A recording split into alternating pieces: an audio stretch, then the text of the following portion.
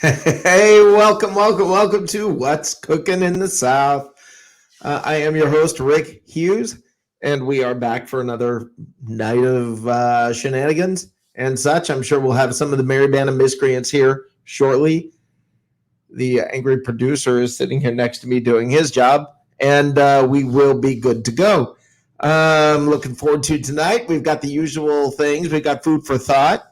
And the leftovers, we've got Joshua Cole Allen stopping by.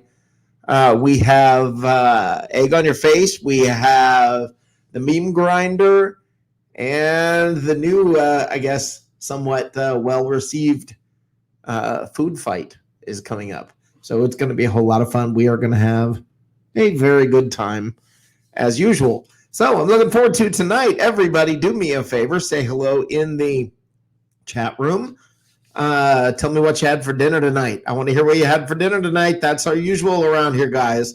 What did you have for dinner? I want to hear about it. And before we get started on anything else, I like to open the show just to sort of lay the groundwork for the first topic that we're going to talk about, just to get us kicked off. So let's get into a little bit of food for thought.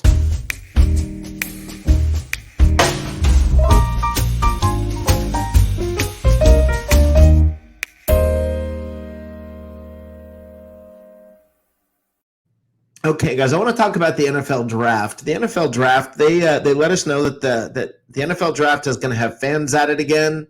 It's going to have media at it. It's going back to basically the previous format. They say they're going to mix in social distancing, but the players will be there. The green room, everybody waiting, the guys in the back, somebody disappointed waiting because they're drafted late or the second day. We're going to go through all of that again. We're going back to that.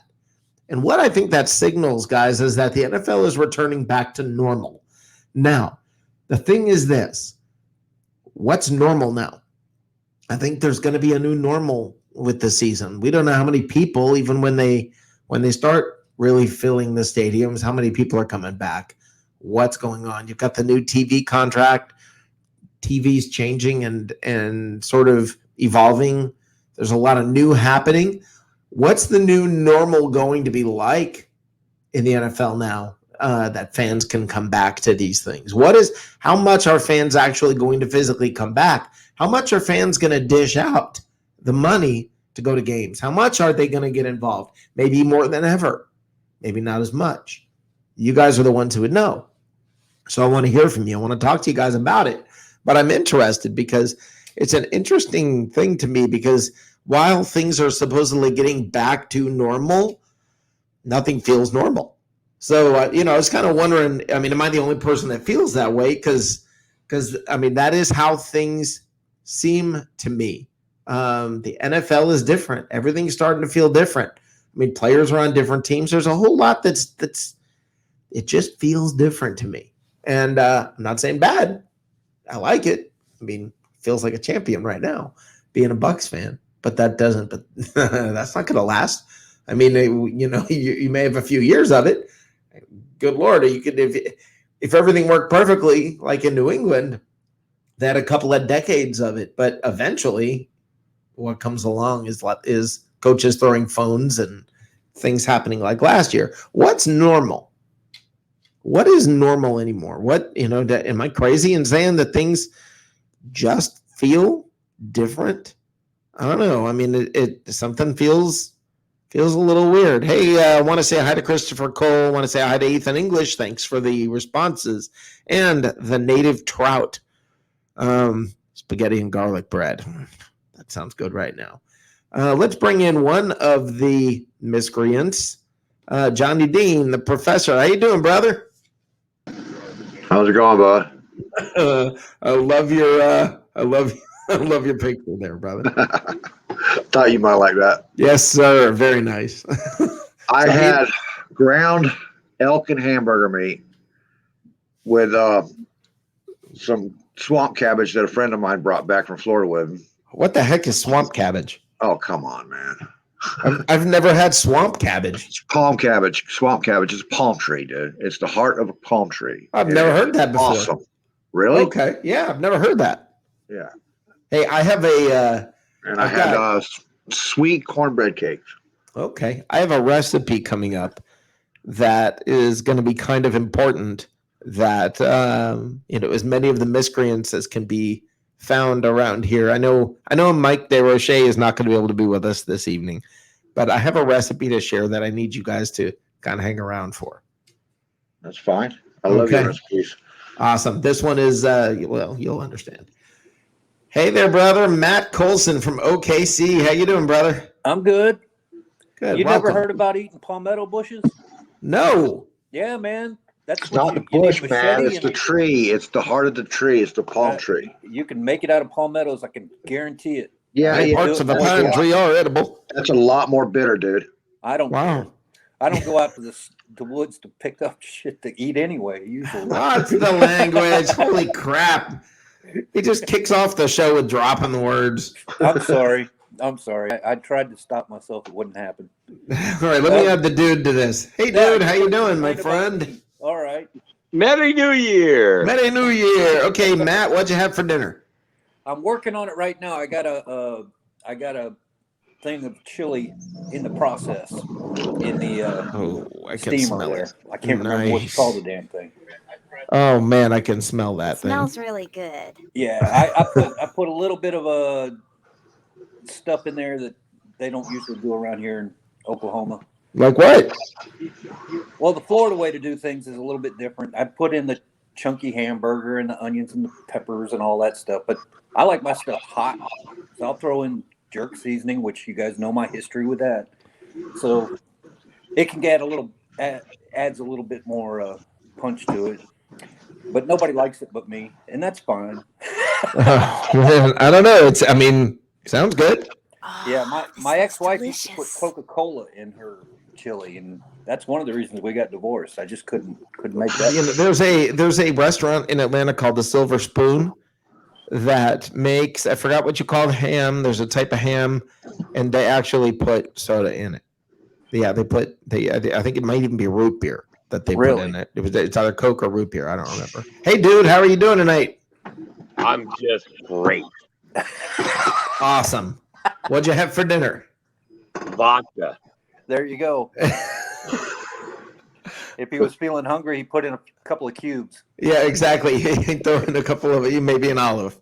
By the way, hearts of palm salad is literally the vanilla of salad. I'm just saying. So it's not really salad, but it's wood, bro. Pretends that it is. It's mushy, rubbery wood. Okay. And it takes on whatever flavor you throw on it.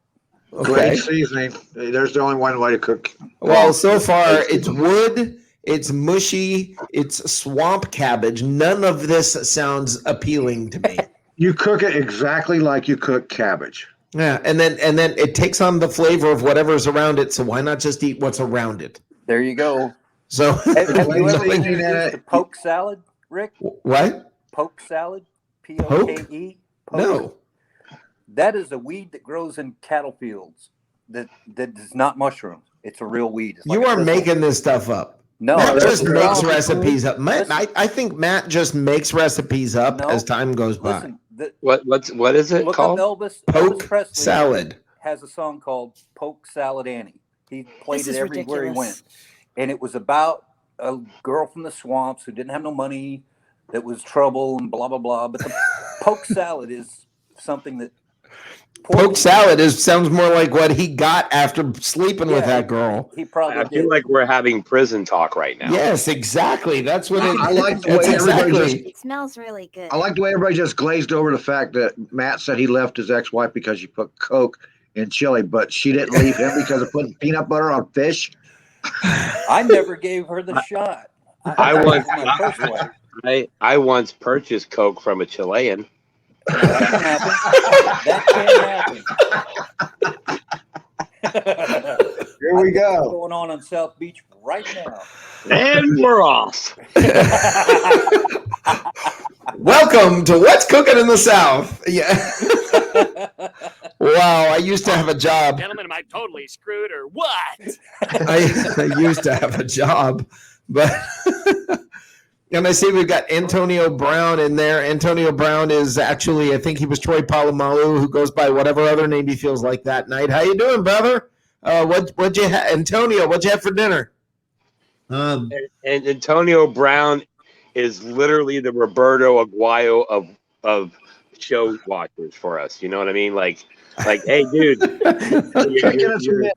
the only one. We're laughing at you. Nice, nice, very nice. Okay, so here is the deal, folks. I have someone in the lobby who I'm going to clear. I'm going to clear the room, talk to him for just a few minutes. Nice. And what's going to happen, especially you, Matt, I need you to hang around. And dude, if you can hang around, because afterwards we're going to get into a little food fight. There you go. I'm hanging, bro. I'm hanging like a mofo. Awesome. I'm going to put you guys in the lobby, and I am going to bring in. Hold on here. All right, everybody's in the lobby. I'm going to be bringing in Joshua Cole Allen. Hey, brother, how are you? What's going on, my man? How we doing? I am doing great. Doing great. How about you? How you doing tonight? I'm doing good. I'm ready for this food fight. We'll talk a little Bucs. I'm excited. Nice. Let's go. Nice. What'd you have for dinner? It's Tuesday. Okay, so you had tacos. Tacos Tuesday is a regular in this household. My kids eat them, so that's a plus. And who doesn't like a good taco, you know? Yeah, no, that's very, very good. Beef taco, chicken taco, steak taco, a little carne, you know. Yeah, that is awesome. I had turkey medallions, mashed potatoes and gravy, and asparagus. Okay, so, there you go. Nice little healthy meal there. Yeah, it was very good. So I did not have a healthy meal. Well, it's healthy is all relative. I had my Aunt Mary in Chicago, and she talked like this. Let me tell you, she's very Italian, and I always knew whenever she said, "Ricky, you're a healthy boy," I knew that meant, "Oh crap, I'm fat." Getting fat. So it was what it was. But yeah, I lost a little bit of weight. I was sort of getting in shape, and I walked up, and she's like, "Oh, your mama needs to feed you." And she's slapping me, and yeah, I mean it's funny. I don't know why hitting me was like a sign of love. It's like, stop it. I would say some Italians all over the internet right now are insulted by your accent. No. All of them understand completely because that's me. Every freaking one of them knows.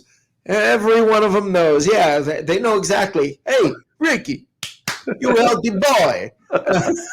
They know exactly what that means. Okay, so talk to me, brother. Talk to me about news today. What's going on? What's the breaking news? What's the scuttlebutt and all of that? So pretty quiet news on the news front with the Buccaneers. I think they're still working to restructure and extend some of these guys. I would look for Donovan Smith to be done pretty soon. I think that's one guy who they're currently working on. Ryan Jensen could possibly be another one. I talked to one player that the Bucs have already interviewed twice today in running back / wide receiver prospect, Demetric Felton of UCLA. He's interviewed with them twice, once at the Senior Bowl, once via Zoom.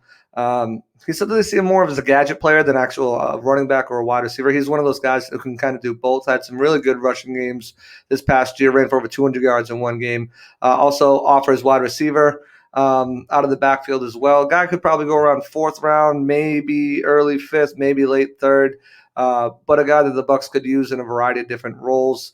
kind of like Antonio Gibson, used by the Washington football team. Maybe not as talented, but a player that could definitely look into. I see Leroy's asking about, with the news of Felton, do you think we could still sign White? I don't think it's a possibility. You don't want to put that trust in a rookie. You want to make sure that if you're bringing a pass catching back, whether it be a White, Duke Johnson, Rex Burkhead, that they are able to contribute and know how to pass protect. They know how to. That's huge on third down, especially if you're taking Rojo out, putting a different running back on the third down. They have to know how to pass protect. And where Demetric Felton is kind of still learning both positions, or learning the running back position, really, I don't think that's a guy that you're going to want to throw out there right away. That's more of a gadget player on a second, maybe a first down. He can do end arounds, he can do short screens and take it to the house, or he's got that kind of speed, burst, and vision. I think White is still the number one option for the Buccaneers to bring in. But again, they're sitting at $1.2 million right now. They're not going to be able to do much. But that's not going to stay the same. No, not at all. Right. They've got a, like I said, they have a multitude of things that they can do to open up cap space. We've continued to talk about it because until they do this, there's really no moves on the horizon they can make. Cam Brate's one of the biggest ones, that $6.5 million tender, especially with them paying a guy like Gronk the money that they're paying him this year. OJ Howard making $6 million. You have to think one of these shoes are going to drop in a minute. Whether they move them, trade them, ask one of these guys to restructure their deal. Something's going to happen with that tight end room, because you can't pay, what's Gronk making, $5 million in base this year. So 5, 6.5, 6, that's 12. That's 18.5 million. 3. Yeah. And you can't put that much resources and funds into your tight end room, especially if OJ's, Cam's not going to see the field. So, that and these offensive linemen are the guys I'm looking at. Maybe they want to extend JPP another year. I don't necessarily think so. He started he didn't show his age, but. Oh, man, really? Because you're shocking me on this, because I think he is so critical to this defense. I do, but I think that the older he gets, the more he's going to need to be that rotational player. And I don't know if you want to commit. I don't know what he's looking for in years and dollars to sign on an extension. I think you got to let him ride out this last year at around $12 billion, and then reassess options afterwards. Okay. Also depends on what they're going to do in the draft too. If they get one of these guys early, at Jalen Phillips, Owea or Osai, or one of these guys, these edge rushers. If you don't know who I'm talking about, we'll get into a big draft thing. I have no clue who you're talking about. So if you watch my eyes glaze over, it's because I always wait until closer to the draft, and then I'm like, oh, okay. But that's, I was actually talking today to the dude about this, and I made a comment about this on shows. Is I don't even read mock drafts now. You do. You're so far over my head on this stuff that it's like, you're mentioning it. When you start mentioning the 30th player in college football in a year where I barely watched college football, I'm screwed. But come draft time, by the time draft time comes around, I'll know who these guys are thanks to you. Yeah, we'll do a draft primer here soon. Yeah. We'll kind of run down some of the top prospects at each position, especially the ones the Buccaneers could look at. We're not going to look at Trevor Lawrence. We're not going to look at Zach Wilson, but some of the the Kellen Monds and but we got to get him Ellingers and stuff like that. Yeah, I know. We'll take a look at those guys and where the Bucs might look at that. But we'll definitely have a draft primer. Shouldn't the Bucs trade Brady and Evans and maybe Godwin to trade up and maybe 3 number 1s so they could get Lawrence? I don't think Bucs fans are that irrational. Last year I think we might have had that. You've been missing some of our stupid stuff Bucs fans say. You've been missing some of that. Well, last year I think it was a little bit different. I was screaming at the top of my lungs that Brady's a real deal. I was like, we should have kept Jameis. He's so old. Are they going to walk him out on the field on a stretcher? He needs Viagra to get up. But it's like, I was like, I told y'all, just relax. They're going to be fine. Like, let's evaluate the season. And everyone wants so desperately for them to draft the backup quarterback to sit behind Tom Brady for 2 years. I don't get it. We don't even know what the offense is going to look like in 2 years. Who knows who's going to be the coordinator? Who knows who's going to be the coach? And this is exactly what I think. They could want a more running style quarterback, and this offense is more suited towards a pocket passing quarterback. Can I worry about 2 years from now and 2 years? Because right now, this is a little very short stretch we're going to all have together with this ridiculous team. Let's just have a blast with it. And then, all right, we'll cross that bridge. Exactly. That's my thoughts. Yeah. We saw the tip of the iceberg, and Gronk said it in his press conference yesterday. He thinks this offense can be so much more dynamic and power and more of a powerhouse than it was. We talked about it, but hearing it from Gronk was refreshing because he's a cut and dry type of guy. He ain't gonna sugarcoat it for you. And he said, it took us a while to get in rhythm and learning for him especially learning a new offense and having to go think on certain plays and him being able to now go out there and operate. And same for Tom Brady. Tom Brady's one of the smartest players you'll ever meet. It's not a defense or a look or a type of player that he's never seen before. And for him, it still took him a while to get everything down, connection with receivers and the playbook itself. So going into next season, I'm kind of laughing when I say this, okay? Because understand it's all relative, okay? Here's a fat boy talking when he says this, okay? And at the beginning of the year, he looked fat, okay? And I'm sitting here saying this, okay? But the Gronk I'm talking about, but by the end of the year, he looked like an entirely different player. I mean, he looked like, old Gronk by the end of the year. Yeah, and his body looked different. Everything about him looked different. Body language looked different. He had to get his sea legs, Yeah, well, yeah. Avocado tequila. The irony of that, right? But Brady trying to get his sea legs. But I mean, it's somebody right now is saying Mac Jones is the best quarterback in the draft. B-Vev. Don't listen to B-Vev. He's got terrible takes. What's up, B-Vev? Miss you, bro. How you doing? B-Vev's been awesome. B-Vev has been awesome. B-Vev's great. Yeah. I haven't been able to talk to him for a while, so. Who is you? Okay. Set Trevor Lawrence aside. All right. I mean, do you figure he's the best quarterback in the draft? Oh, yeah, hands down. Okay, fine. So let's set him aside. After the 5th pick in the draft, you just did your draft. Who do you think are the best? I mean, really the best quarterbacks, and where do you think the Bucs are going? Well, tell who did you pick for the Bucs and why?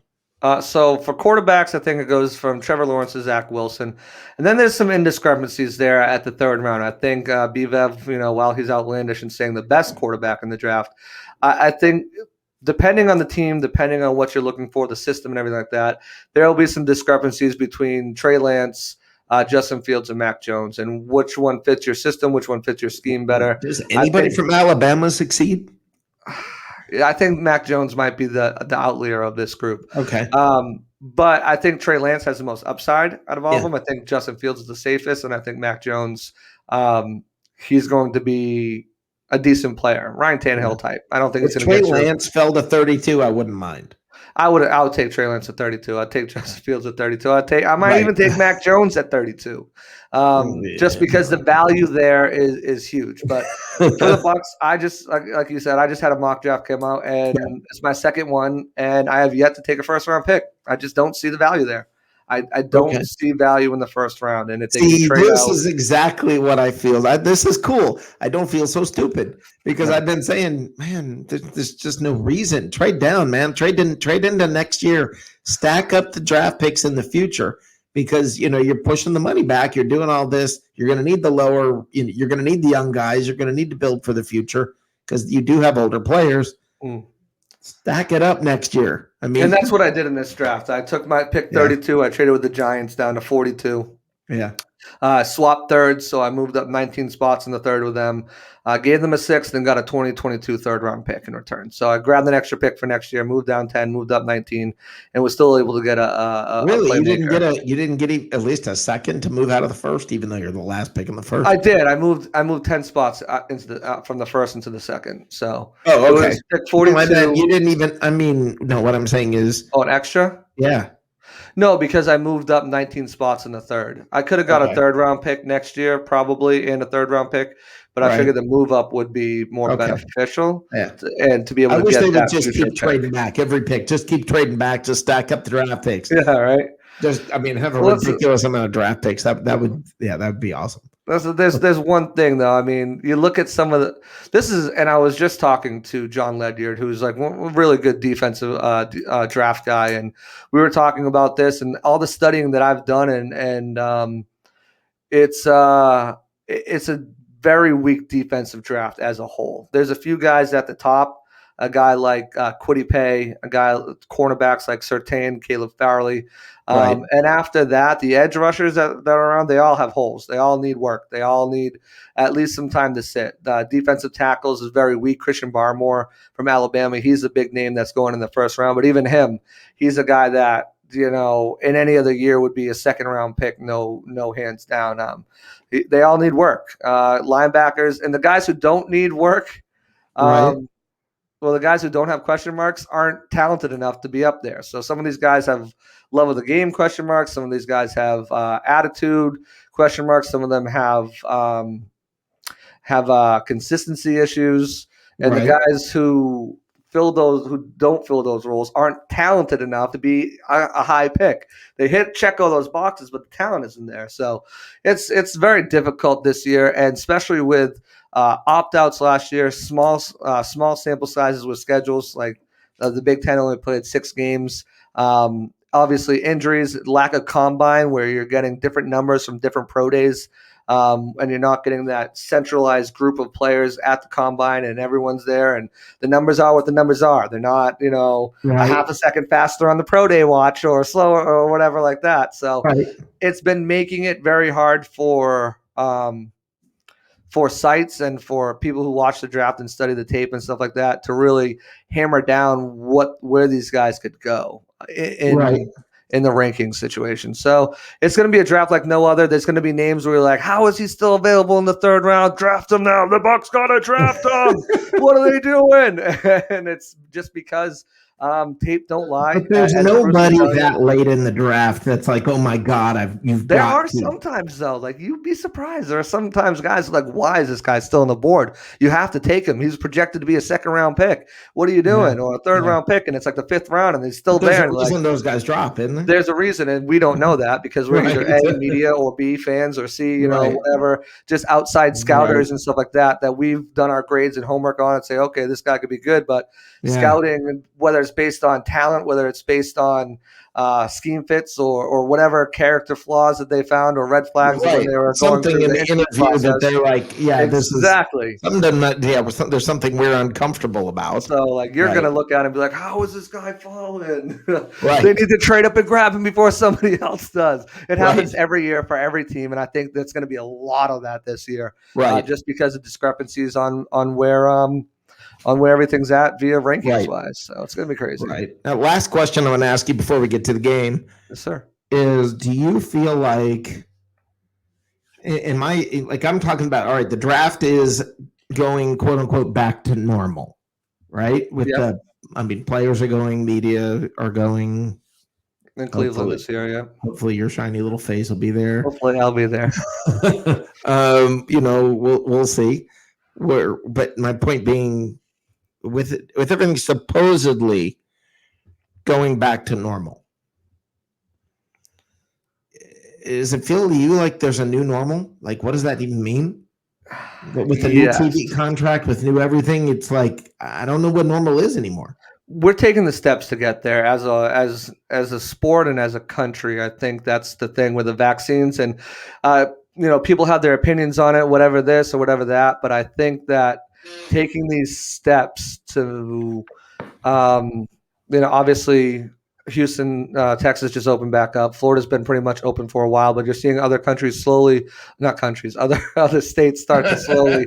Other countries too, but I mean, other states start to slowly back open up, and they're saying doses should be available for everybody in June, and they're going to the checklist right now.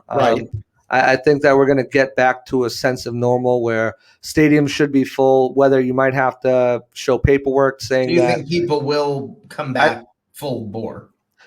It depends, because you have a lot of stubborn people out there, and I'm don't quote me on this, but I'm pretty sure when I was reading the draft paperwork that like the first responders that were able to go to the Super Bowl, I think if you're going to be attending the draft, you're going to need to show proof of vaccination.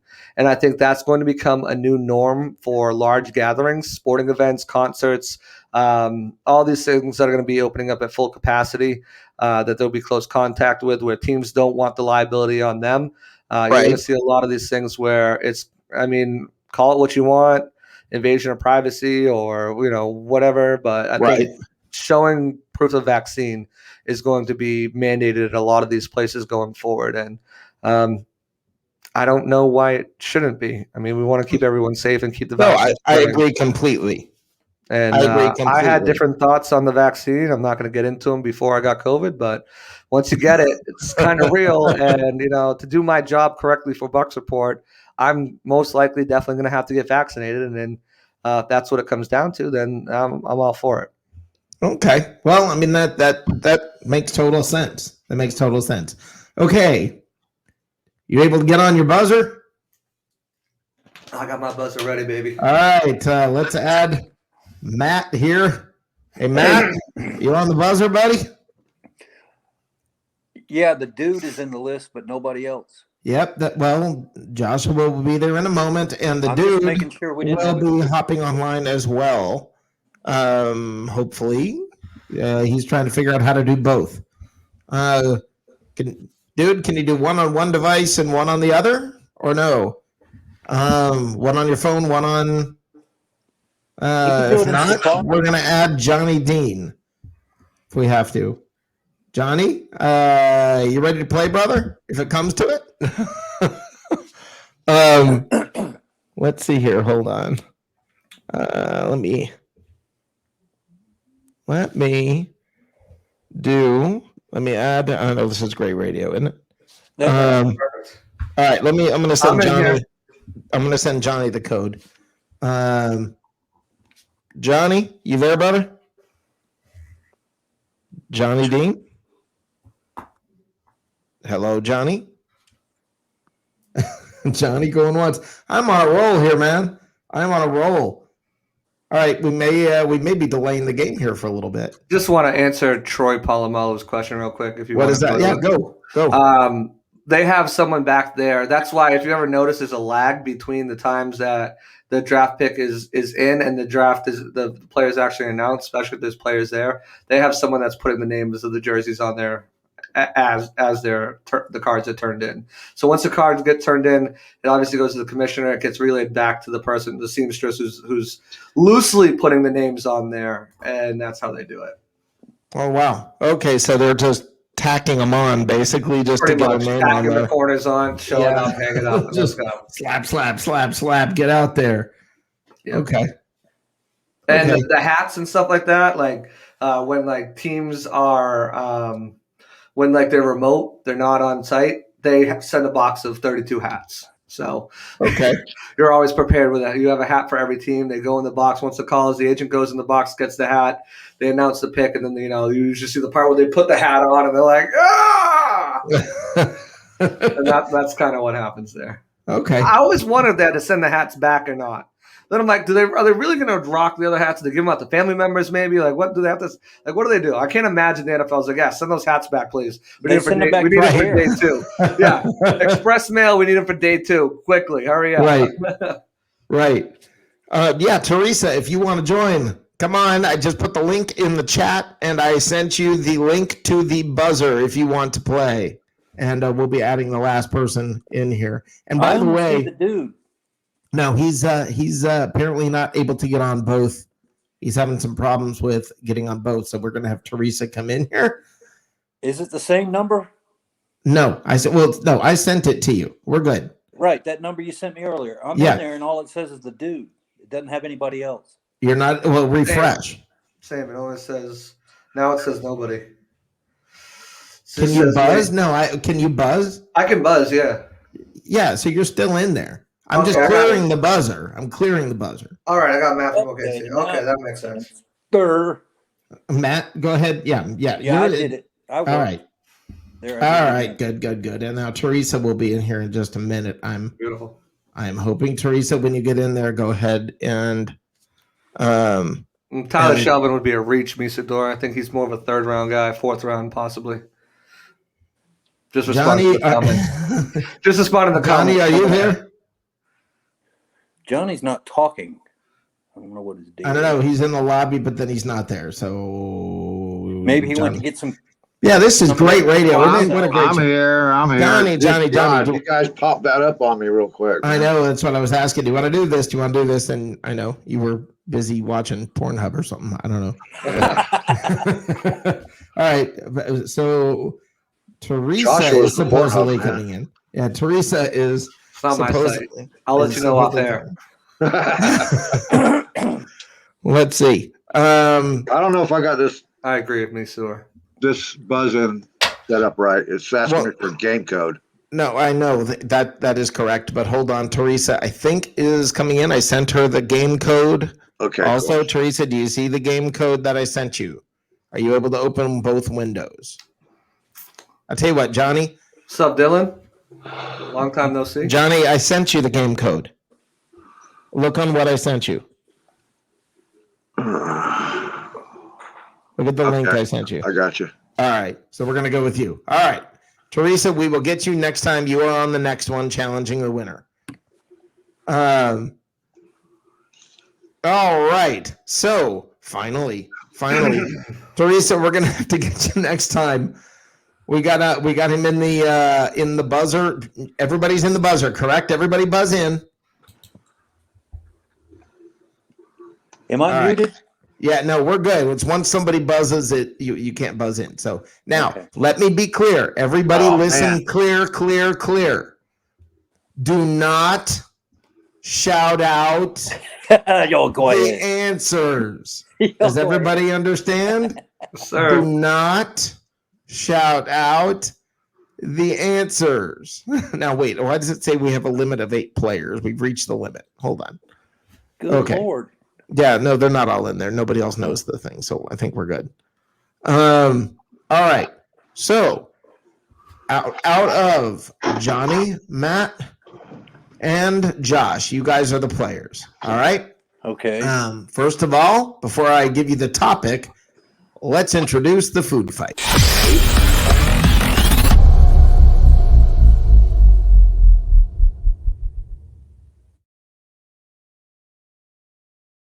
All right, tonight's topic is this. Last week, I did football players whose names have something to do with food.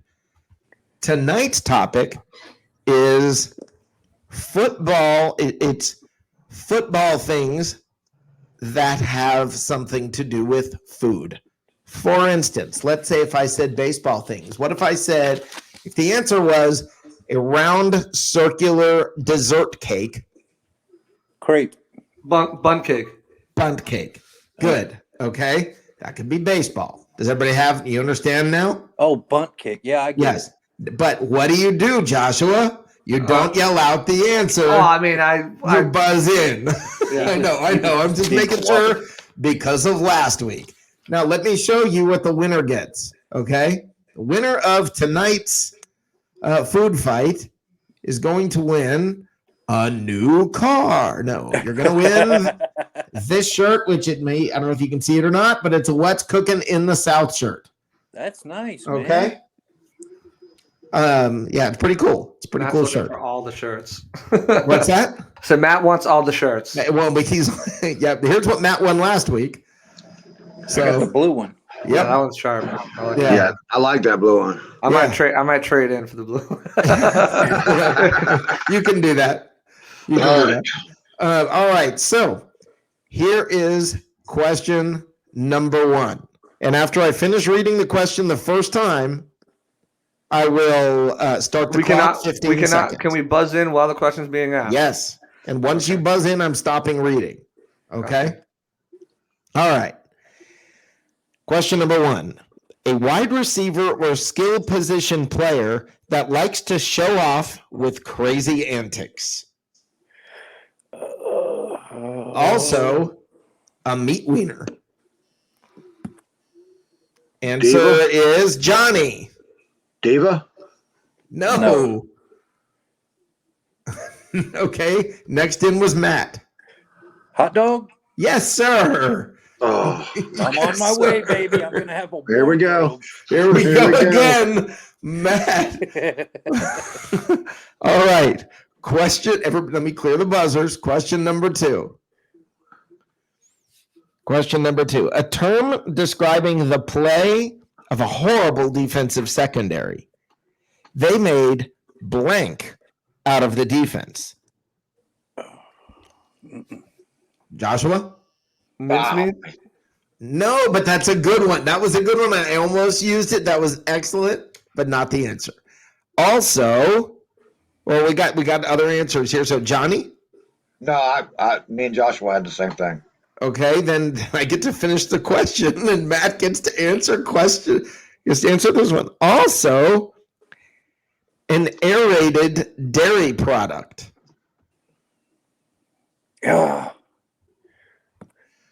Whipped cream. No. Ah, Okay. dummy. Now remember, if you get 2 wrong, you're at a -1. Oh Jesus. So Matt, you're 1 away. I didn't tell the other guys this, so I won't count it against them at this point. But for every 2 you miss, you lose a point. Okay. All right. So we're just going to say 1-0 at this point. Going to question 3. Question 3. A term Oh, clear the used. buzzers. Clear it. Yep. Okay. A term used to describe the demeanor of someone who is unflappable in a pressure situation. Also, a frigid solid liquid. Matt, Ice. you got it. Oh my God, Matt. It's up 2-0. I'm getting me a whole wardrobe. I'm telling you, I'm going to have a hat next to it. Okay. You could have worded these questions a little bit better. I Well, think. Matt seems to have no problem with it. Yeah, Yeah, I I give the Oklahoma. example. Yeah. You get like everybody who fails on a game show is like, oh, they should The ask the player question is the said way to I'm have on it. this in his veins when he's poised in the pocket. Yes, that would have been. Ice in his veins. Yeah, I I got want it. it to be that easy. You're right. It didn't have to be that easy. All right, next question. Wait, what was the answer number 2? Ice. Yeah. Swiss cheese. Oh, Swiss cheese. Swiss cheese. Yeah, Okay. Swiss I would have cheese. never thought that. I have never heard that used. You've never heard that? Oh, They yeah, make- I have. Yeah, I have. But it's I'm not. like, oh, come on. It hasn't Okay, been that mincemeat was a common. good answer. Mincemeat was a good answer. Okay, are we ready?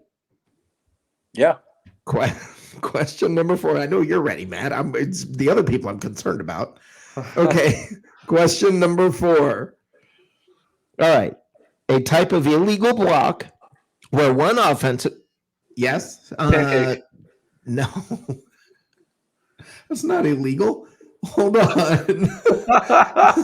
I was Type hungry. of illegal block where one offensive lineman goes low. Matt? Chop block. No, you're close. No, Damn it. no. How could I miss that? That's 2 wrong for Matt. He's Okay. nine and one. Also, Matt Back down to got, earth now, buddy. Matt got one wrong, so Matt is now up. I thought is you that erased 0? that due to technicality. No, I said prior to that. I erased yours and theirs prior to that. Yeah, you lost a point, Matt. You lost a No. point, Matt. Okay, So I got 1-0. but that's okay. No, no, it's 1-0, and then there's Josh. Well, Johnny still has a chance to answer too. Yes, Johnny. Now listen to the whole question, brother. Okay. Well, all I have to do is say this. Also, a thin, fried, or baked slice of vegetables or fruit, mostly potato.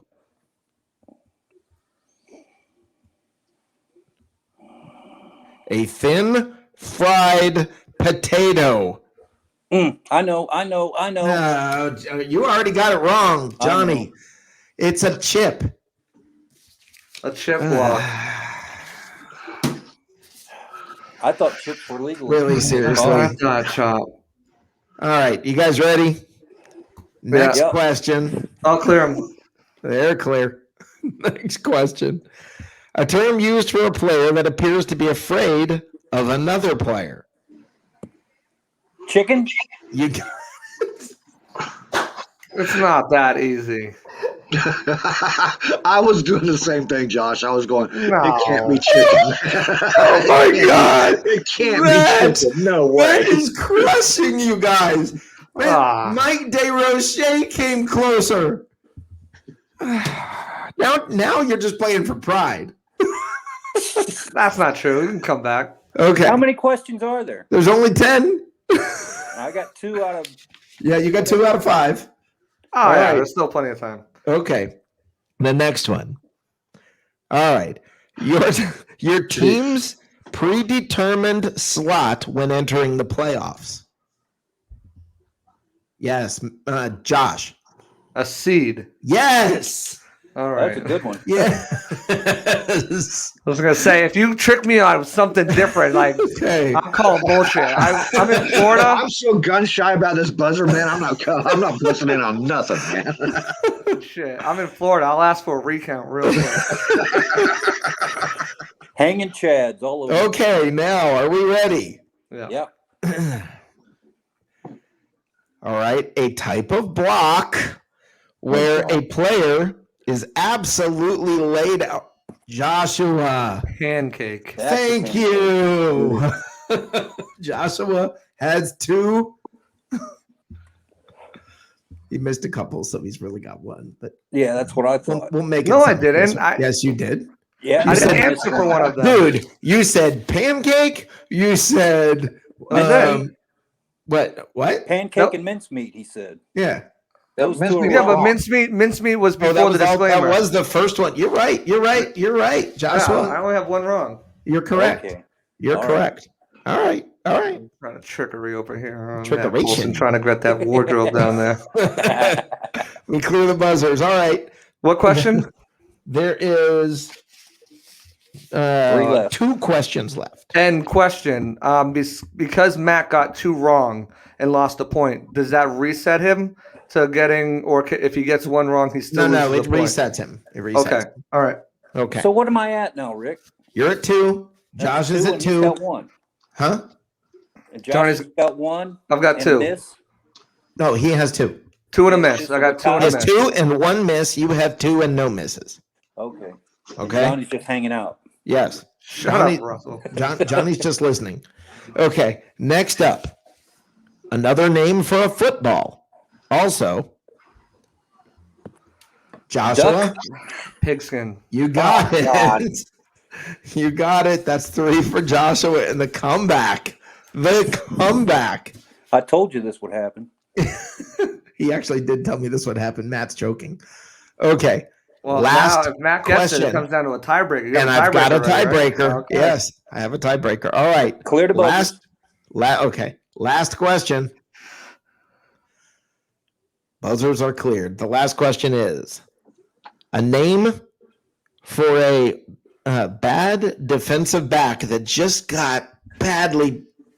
Joshua, Toast. you got it. Joshua is the winner. I am the smartest man alive. Joshua is the winner. Joshua That was is. a trick question because every time I think of a bad defensive back getting burnt is Thanos. That's the first thing that came into my head.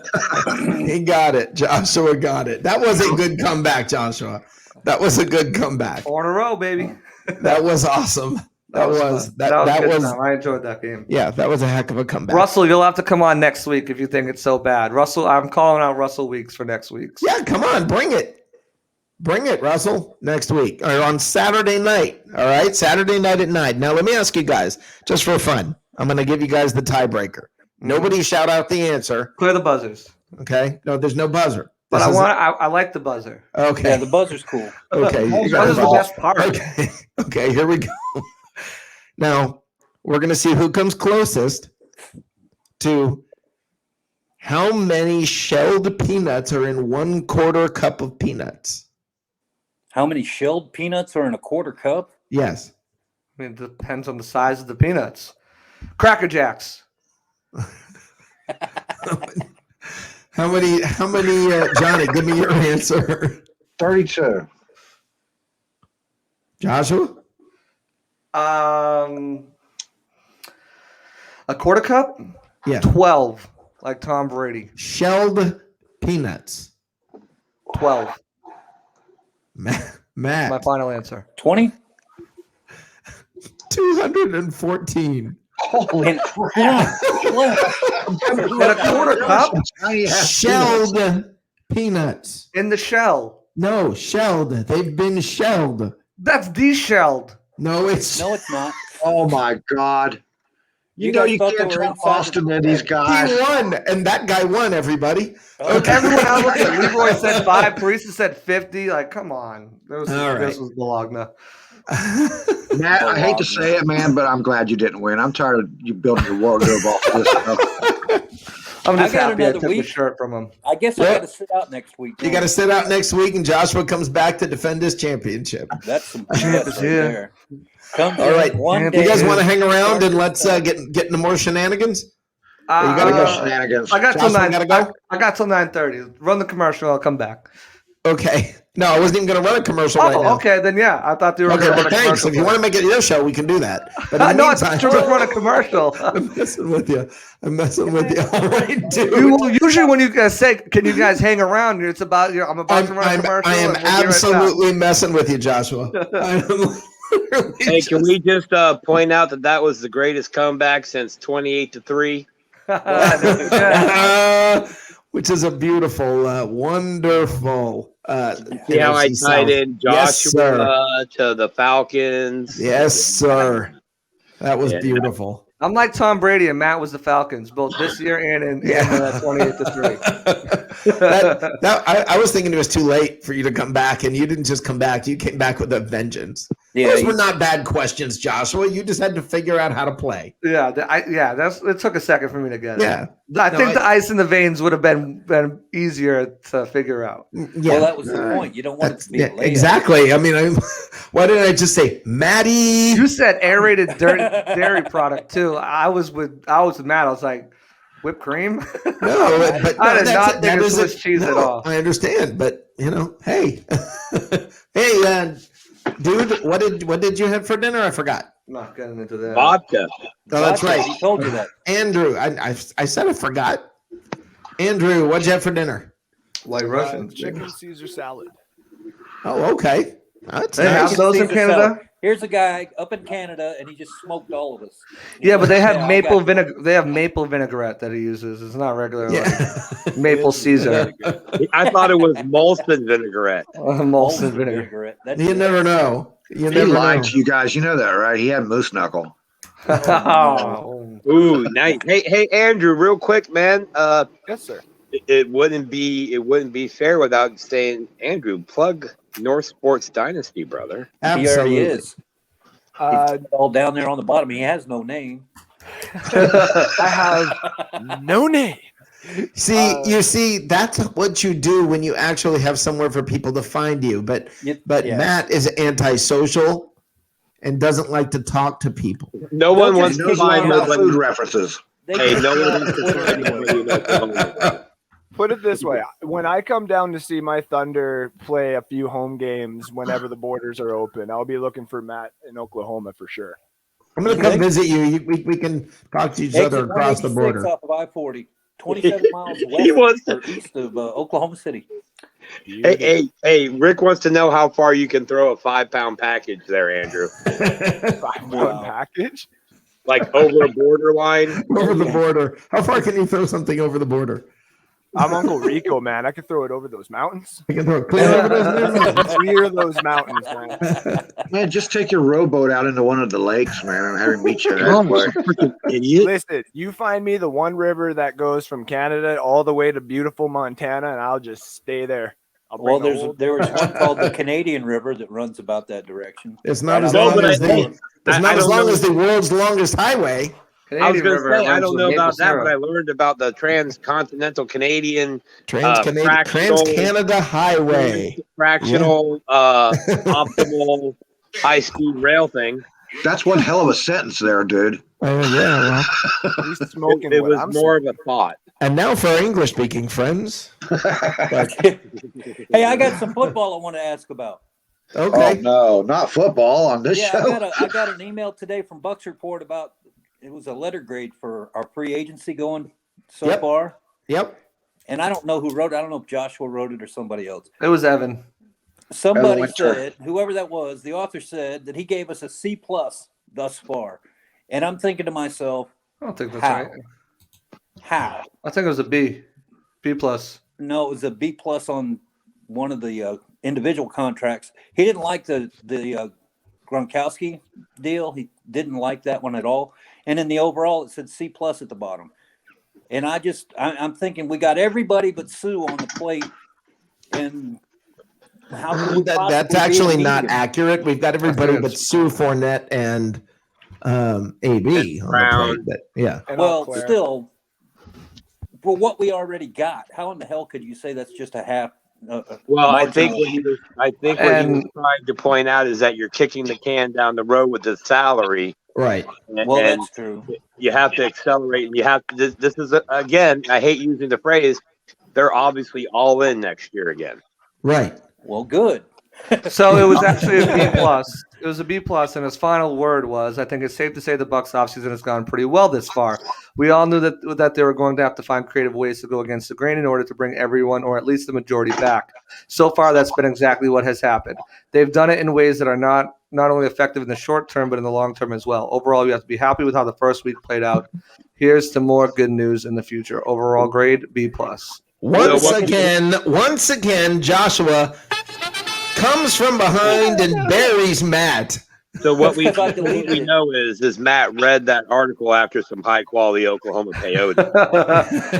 Hey, at least he didn't just read the headline. I mean, no, he might have gotten into the first paragraph and then said, "Yeah, all right." No, the headline readers on my Antonio Brown article, they're the best. Oh, we don't need them. Oh, well, I guess the guy doesn't get a ring then. I'm like biting my tongue. I'm like, so we just got a ring, right? We don't even why play the season if he's just what's the point? Like, it's so easy. It's been done since 04, and then before that, 10 years before that. Yeah. The random dude on Facebook has spoken. Yeah. The best way to steer the pot, man, is to mention AB or Fournette. Yeah. If you mention either one of those two, that crap's going to blow up. All you have to do is make a headline, and nobody else is. Yep. Did you see the 12 catches that Tyler Johnson made? He's ready. Scotty Miller's the best outside receiver we got. He's a burner. He could be in the slot. Yeah, I think he's the best receiver we have. Okay, Scotty Miller, I love that kid. I feel like we have to mandate that from now on, Joshua speaks in that accent. That is his natural accent. He just covers it up for you know. Scotty Miller. I think that dude, he can run burners down. I'd put him in the slot, put him outside. It don't matter. Scotty Miller, he's a king. His name's Scooter for a reason. Nicely done. Joshua just reinforced all the haters. Exactly. Nicely done. Brady bunch. All right, Joshua, tell everybody where to find you, brother. You can find me, guys, on Twitter at Joshua_C_Allen. Follow me there for all sorts of news, breaking news, Bucs report news, Buccaneers news, grades from various PFF mock drafts. All that stuff is all there. The Audible's coming back probably next Thursday. I'm going to lock it down. I've got my intro and outro set. Working on my first guest. Hopefully it'll be the guy that I've been teasing. Waiting to hear back from his PR department, of course. But we're going to figure that out. We're going to get it rolling. Can't wait to bring it back to you guys. Otherwise, look for on bucksreport.com. Make sure you guys subscribe to the emails like Matthew is. First good thing he's done all night. So you can get the updates on when new articles are posted. And keep it here for Bucs Report for more great content, whether it's from me, Peter, Rick, Harry, Ray, all the guys here, Jacob, North Sports Dynasty. Guys, we're pumping out good stuff. We got a lot of stuff going on. Hey, we lost in the Final Four to Pewter Report. Hands down to them. Much respect. They're great. Much respect to Pewter Report. But we didn't get crushed. We did not get crushed. We got some respect out there. We're coming for exactly. You. We're coming for you. Everyone else got beat like 90 to whatever, and we held our own. Only lost by 20 points. So I know it's just a Twitter poll, but hey, it means that we're doing some good stuff here. We're going to continue to do good stuff to give you the best content we can. For myself and the rest of Bucs Report, I'll talk to y'all later. Appreciate it always coming on here. The champ is here. See you later, brother. See you later. You notice how Joshua slipped back into that Boston accent when he said the audible? I'm crying over here, bro. I'm crying over here. Like, who let Matt Damon on here?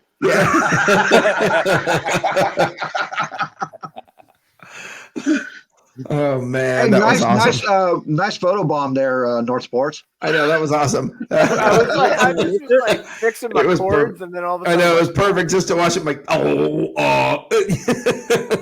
crap, am I supposed to be talking? I wasn't paying any attention. Johnny did that to me. I got to tell you guys a really funny story. I had only been on the air with Bucs Report like 3 times ever. So I was still, I wasn't comfortable on the air yet. I wasn't any of that. I was kind of, getting used to the, getting my sea legs, right? And I was getting used to what's going on. And right in the middle of me trying to fix something, Johnny goes, "What do you think, Rick?" And I was like, huh? I mean, he caught me completely off guard, completely unaware. And I was like, and he just immediately goes, "Caught you napping." And it was like, thanks. But yeah. That's how we say welcome to Bucs Report. Yeah, well, that was my welcome. That was my welcome. Hey, Teresa, come on back on, sister. Get in here, Teresa. Yep. Come on, Teresa. Mike DeRoche is out for the night. He's got a family function this evening. No, he's not. He's out in protest. He's on his birthday cake. He actually even sent me. This is Mike actually even sent me what he had for dinner. He actually texted me in advance. He said, "I had homemade Chinese teriyaki for dinner." As opposed to what? Polish teriyaki? But he had homemade Chinese teriyaki for dinner with chopped steak, celery bean sprouts, and Chinese noodles. If it was homemade, isn't it Canadian teriyaki? Yeah, well, wait a minute. Here's the thing. Homemade, which means he bought a bottle of Kikkoman. Now, give the man a break. Put it on some chicken, eh? I'm thinking it was Crown Royal. I missed the hat. Kikkoman with brown sugar and ginger. That's let me put the link back in the chat here. I'm going to put the link back in the chat. Teresa, come on back on. You should totally put your link in the chat. Watch where you're hanging that link out, Rick. Andrew, you need to turn your hat around, man. We're kind of missing Mike tonight, man. Yeah. I don't know if you've ever. You don't know Lids, but you don't know Lids that well. But he always has his hat on the other way, and really. There you go. Now lower your head. Hey, wait now. Hey, look down while you're. Yeah, there you go. That's how you. Because Andrew got all his Super Bowl gear today. Yes, he does. Finally, dude, with Andrew's hat on facing forward, he looks like the real life version of the Unabomber sketch. He does, doesn't he? Do you have yourself a cabin in the middle of the woods somewhere? I wish. It is respectively cheap though, depending on the province. If you actually wanted to get a cabin in the woods and be able to say just park your car. No, he had a shed with no electricity, from what I understand. Yeah, it was a 20 by 20 very easily shed that too. Yeah, he had an outhouse. Let's bring some class into this place. Hey, Teresa, how are you? Teresa. She's not listening. No, she's listening on. Is she asleep? Wake up, Teresa. Okay, we'll go with that. I'm listening. Okay, welcome. I'm listening. Okay, are you listening live or are you listening on the show? Can you hear me? Yes. Yes, you're listening on the show itself, so you're delayed by the time it streams to you. Watch this. Let's wait for her to understand. Okay. What? How? That was fun. Yeah. She's listening on the streamed version of the show, which is a few seconds behind where we are live. So it brings her a little bit behind. That felt like CNN. Talking to the streamed version and then yes. Here, you ready? Here's how that goes. Hold on, you ready? Live from Baghdad, Teresa, how are you today? Okay. Oh. And there's Rick. Sorry. That was awesome. That was awesome. No, she's never going to come back. You just make a fool out of her. Do it again. She's not on there anymore. I can't. She bailed. She was like, "Get me out of here. They're making fun of me." Yeah, well, Welcome to what's going on in the South. North Sports. There's a question in the chat, buddy. And Okay, this here we one- go. Here we go. Let's try this again. I'm on my phone now. Can you? There we go. How you doing, Teresa? I'm good. How are you? Good. Welcome. Atlanta Bucs in the house. That's right. That's right. Oh, But- wait. You guys were missing Mike. Hold on a second. There you go. She's all decked out. There we go. Everybody's wearing their lids. You guys, It's K-Road Teresa. I have a hat coming in tomorrow that you guys are going to have to see. I'll have to bring it on the air.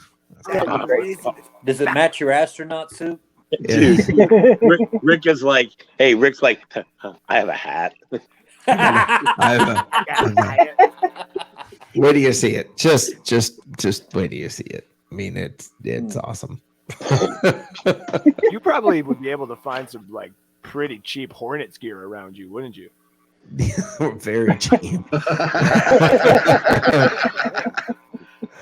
I've yet to see a Hornets fan since since I'm here. I mean, people come in now. I've seen a couple of Panthers fans, but I've yet to see a Hornets fan. It's just, I mean, nobody here. Nobody Every time even watches them when they play. Yeah. Love their jerseys though. They're like top Yeah. 3 jersey all. Yeah, I agree. It's a cool name. You know, I've also yet to see a Hornet here. I know My Charlotte has son a caught good, one a in a good jar Charlotte. last year that was about 4 inches long. I guess I've never they should have seen a called it bug that big. the Matt. Well, how long? It was about 4 inches long. Really? Imagine if that damn thing snuck up on you and stung you, man. That'd leave a welt big as a watermelon. Hey, if what made that noise stings you, Matt, it's not an insect. Rick, Yes. have you met up with any of the Charlotte Bucs groups over there? I did one time, one day. Yes, I did. Had a good time watching the game with them. Yeah, they have a pretty good watch party. They're going way back too, almost as long as Atlanta Bucs is. Hey, you want to hear? There is no comparison. Let me give the ATL Bucks. I said almost. Hold on. Let me finish. Let me give the Buccaneer invasion and all that props for the years that I was there. I can tell you I don't even know how many people would be there on a typical Sunday. Teresa, any guess? We had up to 130. Yeah, and Wow. I mean, Investors. yeah, when I was at the Charlotte one, there were like 12. Oh man, Yeah, so I mean, it was, but they were nice people. It was, it was great. was that people. recently or? It was the first game of the year. Okay, That was before I was Brady talking was way good. back. I mean, they used to Yeah. be a No, I'm pretty talking good sized organization. But the Bucks group in Atlanta I had more fun. This is a fact. I lived in Tampa and I lived in Atlanta, and I had more fun watching games in Atlanta than I did in Tampa. Bucks game.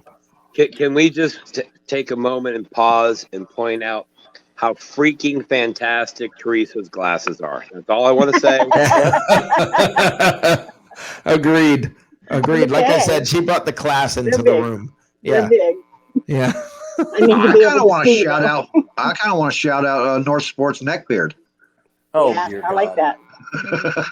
that. He's got going on there. You're not in a basement, are you, Andrew? You're not in a basement, are you? Yep. Oh He's man, on the the other dude side of has the wall from Mike. this thing about basement dwelling neckbeards. He's actually on the other side of the wall from Mike.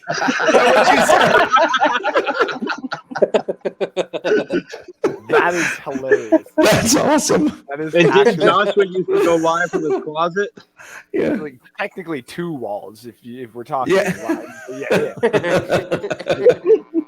That was awesome. Hey, you know how Rick always likes to ask us questions and kind of put us on the spot. Yeah. I think it's time we turn it around just a wee bit and ask Rick. And this ties into the whole program, brother. I'm terrified. No. This is totally legit. Okay. Right. Rick, you've been there for a while now. Please tell us and explain in somewhat detail about Carolina barbecue. Well, first of all, let me say this. There's nowhere you can really go right now because this place is way different than Atlanta, way different than Florida. This place, when they decided to lock down, they meant it. I mean, they where if you go into any business establishment, there's somebody there counting. And I'm not just talking Walmart and Target. I mean, if you went into, they had the square footage figured out for every business. And if you went into a business, there was somebody there counting, making sure you didn't have too many people. Everybody's like, if you walk into some place without a mask, you're accosted. I walked into a bank with a mask, and you would have, I mean, I was supposed to wait outside. Well, my whole point, I mean, they yelled at me when I walked in, not realizing, I just thought I was going to the bank. And you're supposed to wait outside till they call you in. Apparently I was magically supposed to know this. Well, the reason I bring that up is restaurants and all that, I don't know how they're going to be open when this is done with, because they just, I mean, you can't go out when they're just starting to open things a little bit. And I haven't had Carolina barbecue since I got here. Well, my question sucks. Go ahead. How did you You can That get was a some lousy Billy Sims question. right here. See what you get for putting me on the spot? womp, womp, womp. Thanks, bro. Well, you always say you don't Oklahoma want drama. I could have done it with drama. Carolina barbecue. It's awesome. There, would that have been better? I think so. Now, what would So be do you better, think you're going to have Louisiana? stadium attendance in Carolina then, based on what you're I saying? don't. I mean, they're starting to open everything up. They're starting to, it's people are starting to creep out of the house, and I mean, they're starting to do things. They were so locked down that the furniture store that I work in was they were barely allowed to stay open, and they had it prepared if they were going to close down everything again. When it was getting close to them closing down everything again, they were going to bring a refrigerator in and a washer and dryer in, put it in the corner, put like $1,000 on it, on each one, and then because there were appliances, we would be an essential business. That's crazy, isn't it? Yeah, Wow. yeah. It was the whole thing was like, they're gonna just bring one in, overprice it, and then you could come furniture shopping. I mean, AT&T stores didn't close; they had to stay open. Yeah, no. What do you go to an AT&T store for? What's essential about your damn cell phone? Crack. Well, I mean, with all due respect to everybody on the panel, have you seen the girl on the AT&T commercial? She's cute. Lily. And I still haven't found her at any of my AT&T stores. Yeah, I got I'm a fan of Lily. I am a fan. I went into an AT&T store and there was some guy there with these things in his earlobe that I thought that's where you hung your phone to charge to that. There's I actually worked. You guys remember years ago there was a girl on the T-Mobile commercials. She was like, she'd ride around on a motorcycle or whatever, long dark hair. Yep. I had the opportunity to work with her back in the day when I was a photographer, and she's as cute as she was on the commercials. So the camera doesn't add 10 pounds like they say? I don't know, but on me, you'd wonder how many cameras I have on me, wouldn't you?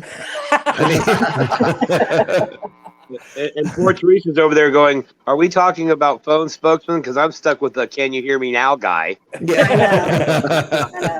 He's like, I'm over here going, can you hear me now to Teresa? And now we've devolved into this. Oh, you guys always devolve into something. I'm good. What did you have to eat, Teresa? Yeah, what was for dinner, Teresa? I had some mashed potatoes and some applesauce. Okay, Teresa, I need you to message me your address, okay, so that I can send you a shirt. You get it just for being Teresa. Okay? You got it. Send me the size shirt you want, and I'll send you a shirt. Okay. But the rest of y'all, I had little Uno surgery if you didn't earn it, yesterday, so. Rick, I didn't hear what you had to eat. I don't know if I was doing something else or what. He said he was having poke salad. I did not. I said I had turkey medallions with mashed potatoes and gravy and asparagus. So I want to know what the dude's appetizer was besides the vodka. The olive. That was the salad. That was the See, you salad can't part beat of Matt. this. He's so quick, man. I He's know so Matt's on it tonight. What happened to you? Where was this Matt during the entire second half of that game? Dude, I was scared to miss a point. Because You I already didn't lost one. understand. You had you at least had one that you could, fudge I around with know. and miss. No, maybe the shirt wasn't right for me. Maybe that's it. Maybe I'm a blue kind of guy. There you go. For the You record, didn't want the shirt. For the record, my appetizer was a nap. A nap. With I a side thought of it might have been that. blueberry yum. Which or is something. ironically the same thing as his dessert. So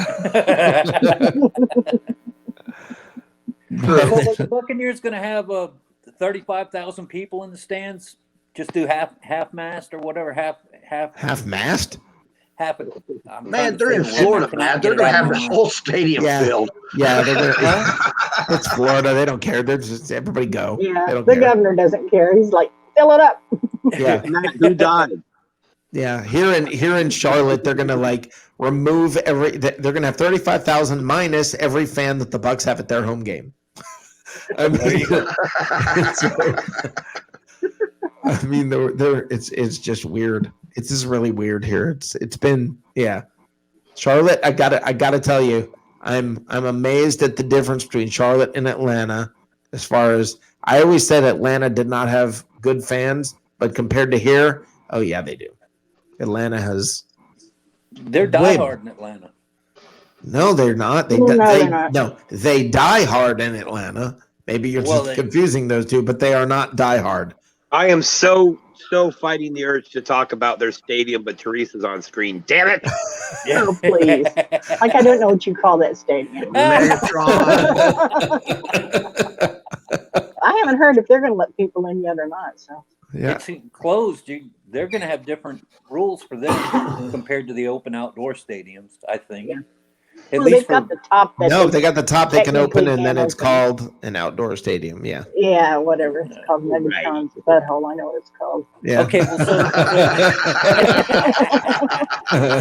She said butthole. Oh my god. We're going back to Beavis and Butthead. there we go. Yeah. Darth Vader's Roomba doesn't open up, does it? What's that? Darth Vader's Roomba, it doesn't open up, does No, it? it does not. Yeah, it does No, on the neither sides. do- There's actually windows on the sides. Neither do the Raiders' passing game, but we won't go down that road. Nice, very nice. But okay, so let me ask you guys then, if we're gonna go there with this, should I know? I want to know. Okay, that will each of you answer my original question that I asked in Food for Thought. We're supposedly quote unquote getting back to normal. The draft is going to have a full slate of fans. Everything's going to be, there's going to be full media. There's going to be all of that at the draft. So if that's the case, then we're quote unquote getting back to normal. To me, things still don't feel quote unquote normal. All right. Does it to you? I mean, let me start with you, Matt. Does it feel normal? Well, my normal in Oklahoma, we don't care about the mask mandates. They everywhere you go. No, they but have signs does at the front door. NFL feel like it's back to normal? I think so. I mean, Okay. they're going to come back in stages, I believe. I think at the beginning of the year, they're going to be kind of where they left at the end of last year. But I've already got my vaccination shot, and they're everywhere I go that does them is just wrapped. So around here, it's not a big issue. People are getting their shots, and they're staying with them within the guidelines of whatever Oklahoma wants to do. Johnny, And I'm what about assuming in you? Florida, you'd have a similar situation there. Yeah. Johnny, does it feel normal to you? Yeah, kind of. I mean, this is the new norm, it seems like. So With the new I think a normal, lot of- that was I my think a point, lot- that it feels like a new normal. It doesn't feel normal. It Right. feels different. I mean, there's a new TV contract that's going to be on new networks. Well, some like streaming- the Rams in the draft are going to keep doing. They're going to do it the way they did last year. So it's going to be a mix. You're going to have a mixture of old and new. So that's the new normal. It's going to be like that. Yeah. Well, this it's is going to pass. I mean, right, but when it passes, Will it go back to like it was, or what's going to be different? That's what I'm asking. Teresa, what do you think? Does it feel like things are going back to normal? I mean, I was in Atlanta. It didn't feel that different. Yeah, they really don't care around here. And Yeah. Once I get my second vaccine shot, I'm hugging everybody I see. So Yeah. I'm just, I'll be there. I'll be there soon. Okay, I hug you. I'll- At normal, I mean, you define normal. Will yeah. the restaurants come back to normal before anything else? Probably. Yeah. Well, restaurants were pretty much open for. Yeah, except you got that every other table. Yeah. Yes, and Here they don't even do that. Is my point. you wear your mask in. You take it off while you're eating. You wear it back out. Yeah. Here you don't even. I mean, yeah, you don't do that. It doesn't. What make a lot about of what sense. about in Canada? What about where you're at, Andrew? Does it feel normal? Well, Or getting there? for the NFL wise, for me, and until like all the masks are off on the sidelines, it's not going to like say feel normal and back to Right. normal. Right. Just be like say one, but here in Canada, I mean, we're in stage 2. We were supposed to move to stage 3. That would have just opened up, say, more stuff, but we kind Right. of paused it just because of certain cases. And I actually don't necessarily mind it. I've always been on the side of, wherever you are, whoever you are, you keep it to once everywhere is at 50 cases, then maybe you open everything up because then you can, control it more because then you know where the 50 cases are. That's just me, right? In Canada, they're I don't know. It's liberal up here for federal, so they're more like, we want the people to go out and have fun, but then, okay, you guys had fun, now you got to go back inside and stuff like that. So Right. It's hit and miss, but we should be able to go out and see some games like at the Commonwealth Stadium where the Edmonton football team plays and stuff like that. When the season does get going, we should be able to at least have some fans in there because they're not going to be able to make any money if they don't. Yeah. All right. Dude, what do you think? I mean, 2 years ago, I walk out my front door, I look around, I go, nah, and go back inside. It's still the same for me. Does the NFL feel normal? I'll be honest, I didn't miss the lack of fans in a stand all season. It didn't really play into me watching. Seeing the players on the side with masks, we can go down some potty humor jokes with that to play it off, but we won't. Because we never do that. My thing is that I think it's going to have a lasting effect on media and how media conducts itself, how the players and the media interact with each other, how the fans and the players interact with each other. For example, you want to talk about confused. Imagine the look on my face a year ago when I first walked into a bank during the pandemic and they made me put a mask on. I'm like, Yeah. I'm waiting for Ashton Kutcher to jump out saying I'm punked. Right. But What? it's been a weird year. We can all agree 2020 was a weird year. We all suffered in some way, shape, or form, financially, physically, emotionally, or otherwise. But we got to hoist a Lombardi trophy. And for the rest of our lives, it's funny because now I want to win one. I want to win one this year when there's no masks involved and everything is, that people can gather and cheer and, all that stuff. But whenever we see the highlights from that, you're going to see people in masks. We're all going to be brought back to this year. Yeah, the Super Bowl, when they're playing the highlights, if you look, there's nobody really in the stands, and you're like, what, nobody wanted to go to this game? And right, it's going to put an indelible stamp on the history of the NFL as well as everything we do each and every day in our lives. Right.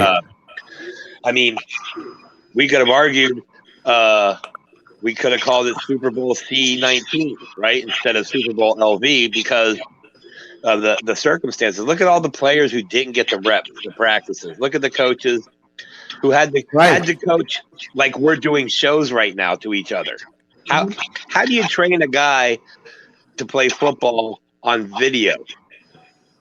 I know. You know what's weird is, and what really is amazing, and I think this is a tribute to really the leagues. And now I understand you're dealing with people who are healthy, but you're also dealing with coaches and things that are not. You're dealing with all that. There, for the most part, no pro sports league lost anybody current because of this. And there's most industries, you can't say that. I mean, that's a tribute to how they handled the way the players conducted themselves in the NFL last year. I think they deserve serious props because they didn't go into a bubble. They literally had to remain disciplined. You're talking about a bunch of very wealthy young people who, a lot of them, it's brand new to have all this money, and now you're saying, stay inside, don't go out and enjoy it. For the most part, with exceptions, they did a pretty darn good job. Yeah, except for the couple of breakouts they had towards the end of the season with the Browns and the Detroit. Yeah, but for the most part, they did a pretty darn good job. And I mean, I think they did a lot better than people expected it to be. A lot better than I expected it to be. Yeah, I certainly know. I listened to all the shows before last year on Bucs Report. I was listening to the shows, and I remember. Do you guys remember all the? There's no way the NFL is going to finish this year. Do you remember all that? All that? There's no way it's going to get. It's at least going to be delayed. It's at least going to be, in the middle of the season. They'll have to stop for a little while. They'll have to this. They'll have to that.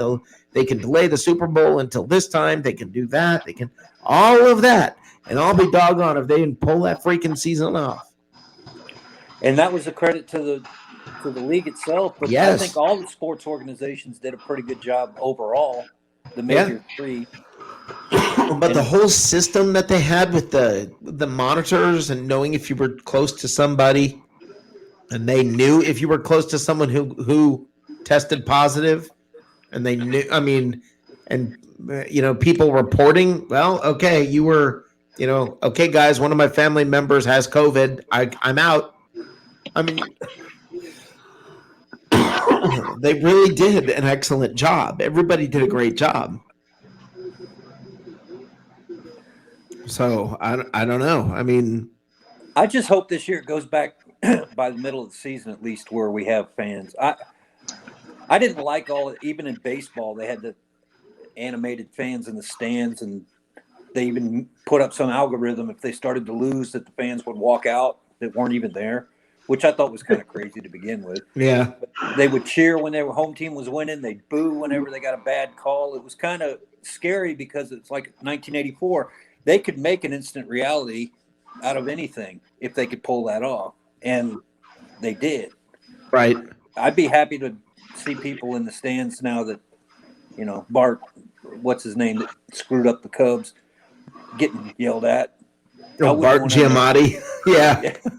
But or no, that wasn't his name, but the Bart man. Oh my God, man. This guy. Oh. Huh? What? I don't know. He was talking. I was reading the comments. Dude. Just ignore it. Just ignore it. Just ignore it, Johnny. Oh, okay. But I mean, it's listen, yeah, it's crazy. I mean, it really is. It's listen, there's so much that happened. I mean, it really is. Listen to that, Troy Polamalu. Rick, cover your mouth with your arm, not your hands. Basic elementary learning. I'm trying to cover the mic. And wow. Who's coming in behind you to grab up everything on your kitchen table there? Yeah, and who, me? Nobody. Yeah, you. It's all me, brother. It's all me. Spray it out, man. I can cough wherever I want to cough in this place. You're going to get yourself COVID. Here you go. There. Since I'm the only person. Now, wait a minute. Rub your face. Rub your face. There, rub your face. Put your nose. I'm the only person here, man. I'm the only person here. And I'm going to go ahead and step out. I don't know if I'm supposed to be doing this and getting involved in this. I'm probably about to get in trouble. But listen, I'm going to step out and say, everybody, please get vaccinated. I know. Listen, man. I know. I've heard. Please get vaccinated. Don't do it for you. Do it for the people around you. It doesn't hurt much. And all right, I'm not going to get on my high horse. I'm telling you something I truly believe from the bottom of my heart, that you're not going to turn into a 5G Bill Gates, whatever. Just please get vaccinated. Take care of yourself, because I want to see you guys back here. I appreciate you guys being here. I really, really do. You know what? Let's have some fun. All right, because things got a little serious there, and we're going to stop it. I've got two things that I need to do. There are two different segments, and one of them is very, very important, and it relates to someone here on the screen, and it's something that we need to talk about. This is called Egg on Your Face.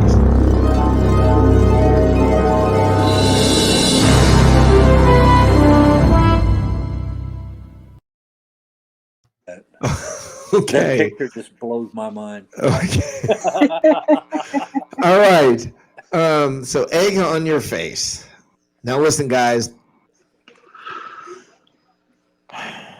I take my position here a little bit seriously from time to time. I think this is a very serious show. I try to always handle and take responsibly what we do here. I try to be accurate. I try to be serious, and well, maybe not, but I try very hard to be correct and accurate.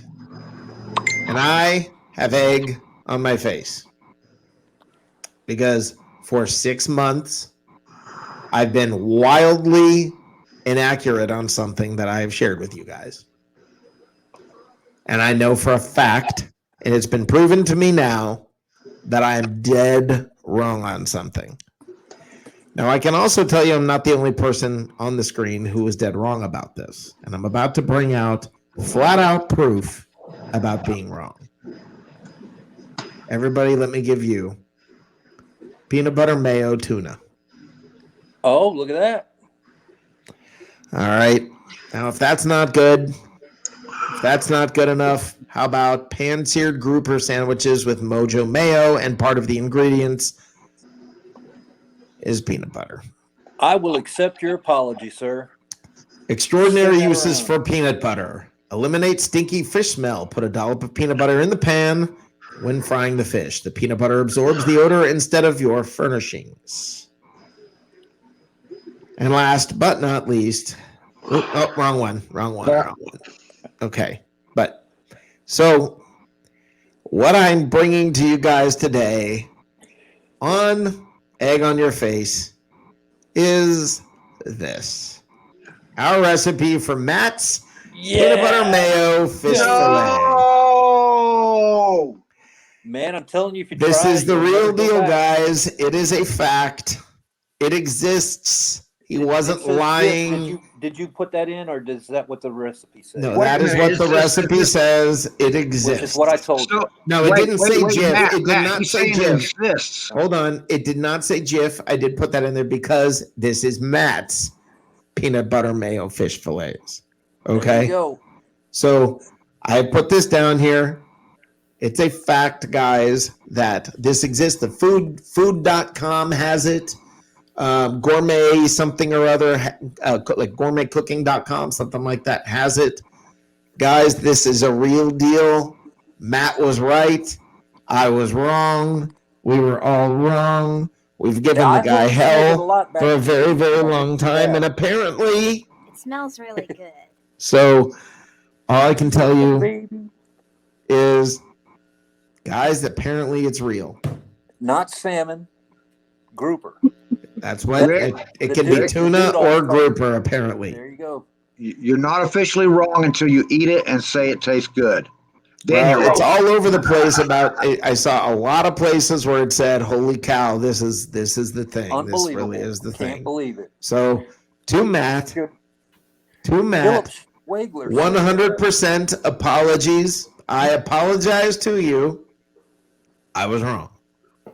I'll accept it.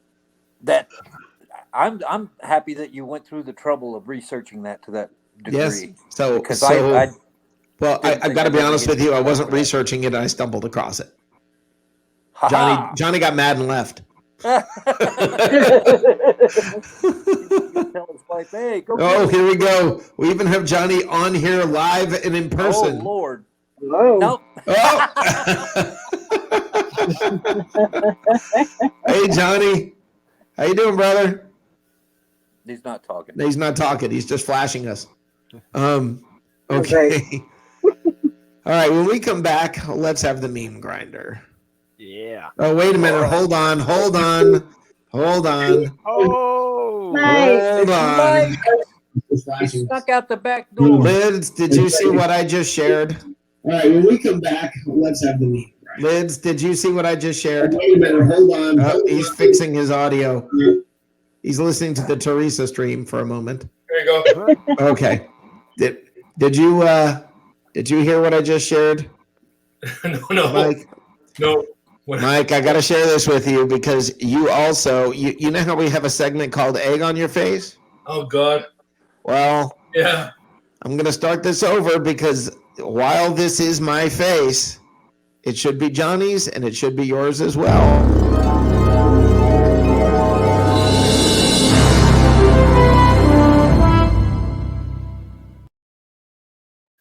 Because, you ready, Mike? Let's do it. Peanut butter and tuna. Oh, God. I'm not kidding, What brother. the hell was that? Brother, I'm not kidding. Look at this. MyGourmetConnection.com. Pan-seared grouper sandwiches with mojo mayo, and one of the ingredients is peanut butter. I'm going to Subway. Thank you. It exists, brother. It exists. We were wrong. Hell. We were wrong. Matt was right. All right, I'm going to play the commercial, and we'll be right back.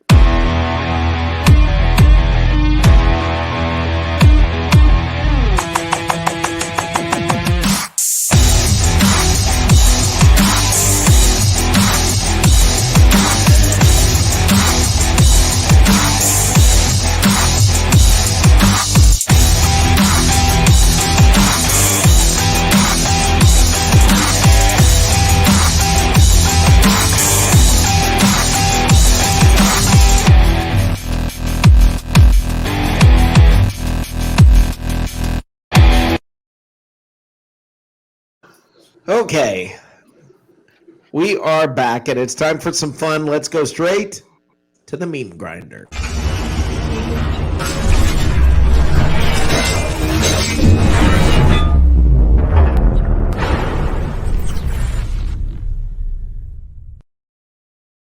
For those of you who do not know, the meme grinder is the memes could be serious, they could be funny, they could be football related, they could be general life related, they could be anything. Meme grinder is just a collection of memes that I got a kick out of that I ran across this week. This week I've decided to do something different. In the lull, the football lull, the first week of free agency has passed. There's sort of a lull going on. I decided we're going completely non-football related memes. Everybody ready? It's going to be a first. If your party isn't this lit, don't bother inviting me. Are those the producer's friends? It's the producer who's rocking it out, and that's how I got that's where I got the picture from. So Too much catnip. if your party's not that rocking, don't invite me. Don't come The guy playing the accordion don't look too excited either, man. Okay, next up, Oh. Peppa Pig jigsaw puzzle. All right. I've showed this to my fiance, and she thought that was just absolutely. Wasn't that Canadian bacon? Yeah. That is ham, so it is the same thing. Okay, here we go. Texting and driving is a distraction. Uses radio, radar, dash cam, laptop. That's true, though. Yeah. out of service. What's that? Is that what it said on the window? Is this out of service? Yeah. It does. Yes, Wow. it does. Okay, here we go. FYI, you pee on a jellyfish sting, not a jelly stain. Again, my apologies to the lady at the Waffle House this morning.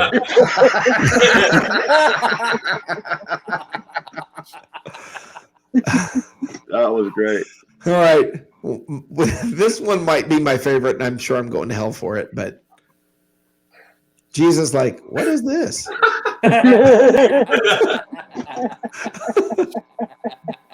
That's funny though. Jesus Christ. Yeah. Okay. This lady comes from a generation that knows how to enjoy the moment. Yep, absolutely. She's just jealous. Absolutely. You know for a Yes. fact she was at Woodstock. Yeah. She goes She to every Burning performed Man. at Woodstock. Yeah. Yeah. Yeah. All right, here we go. I thought this was a Muppet. Oh my God. Oh, No, look at it. It's, yeah. Cecilia, what are you doing over there? Oh, I love that. All right. Oh, Goth anti-vaxxer refuses to listen to The Cure. Aha. For those of you who don't know, The Cure is a band. Okay. that got me. Okay. That one got me. Here's another one. If animals took selfies and posted on Facebook, about to eat this idiot. Hashtag blessed.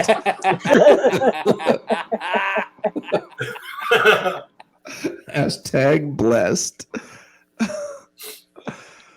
Thinking of you. ouch. Yeah. All right. People say filling your animals with helium is wrong. I say whatever floats your goat. That's All right. Well, that was a waste of money.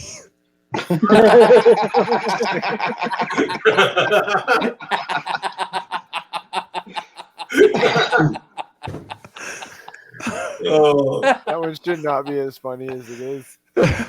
And last but not least, oh be no. cool. Here comes your crush, me. oh, Oh no.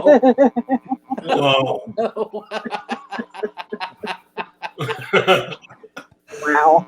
Oh man. All right, guys. So That was that funny. is another episode of the Meme Grinder.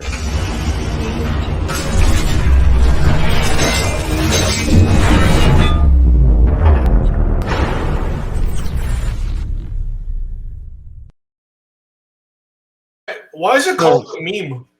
I'm kind Those of, are memes. That's what those are. I'm kind of Why is feeling it like so- that cat's the one that filled up the. Okay. Hold on, Matt. These little things that you see that have like writing on them, these pictures, they're called memes. That's for Mike, not Matt. I got it. Mike, I mean. I mean, I did, but why is it called a meme though? Why is it named that? Oh, I don't know why it's called a meme. I don't know. Yeah. I have no idea. The Anyways, Muppet was Research it. You got Google. So you I kind of didn't feel hear. like that cat's the one that filled up the porcupine's bath. You gotta hear by the way, Mike. was that Mike, earlier tonight on Food Fight, Matt was winning 2-0. He was crushing. He actually got 3 out of the first 5 questions right and lost to Good. Joshua Cole Allen. good? So I sound bitter? Yes. So And you you have been proud of Joshua Cole Allen because he was protesting. yeah. Yeah. But that went nowhere, and then he came back and won. See, there's a lesson there, folks. Shut up, stop complaining, and work your ass off, and you can end up the winner. So, Wait, You know? wait, fans. but I let him have anyway, it. what's that? I let him have it. Yeah, you let him have it. He didn't like the color of the shirt. That's what it was. Hey, Rick, Yes, did you happen to see Peter's show last night? I did not see Peter's show last night. There was remember the segment we did last week, or was it last week or Sunday or something like that? We were talking about it, if one player on the Bucs, say it was Yeah. suspendable, if everyone was Yeah. kind of thing. There was one caller. He was a nice old gentleman, but he sounded so very upset about my take about Antonio Brown. He did not say me by name, but he was like, "There are some gentlemen on the Bucs report who just don't understand what Antonio Brown means to this offense, and I just will not stand for it. And I just wanted to talk about it." And I was listening, and I'm That is like, not a good imitation of my voice. that was not you, Johnny. That was not you. But that gentleman sounded so upset, and I just want to know if you're ever watching Rick's show here, you ever see me on again, just know that we were just doing a fun little segment. And There's always gotta be the if you one don't guy. agree, it's the perfect opportunity. I put the link in the chat. I'm going to do it again for you guys right now. If that person is here, who heard, who heard Andrew be an idiot. I don't think I've ever seen Todd on this show. It happens. Yeah, I know. That's what I'm thinking it was. And Todd, you are welcome to call. You are welcome to come on, and you can have the platform for 30 seconds and tell Andrew why he's an idiot. Yeah. I mean, I'm willing to probably agree with you. So Most people do. That's two of us. it happens. It happens. I mean, It's a very common daily occurrence here. Well, that's just how things go. I mean, and hold on, let's add the dude in here because I'm sure he wants to call you an idiot. No. Dude. More than that. Hey, you guys, Mike DeRoche, you asked a question, you shall have an answer.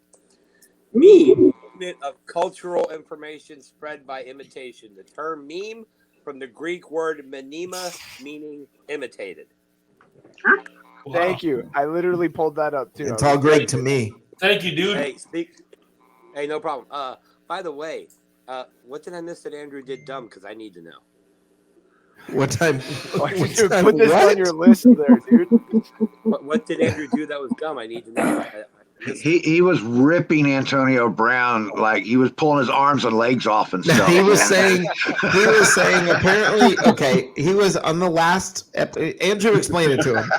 Explain what happened. We were having Rick started up a fun segment where if all the Buccaneers players from last year were signed, all signed and all starters, who would be the most expendable, and ipso facto, what we did come down to would obviously be OJ Howard because he is a starter.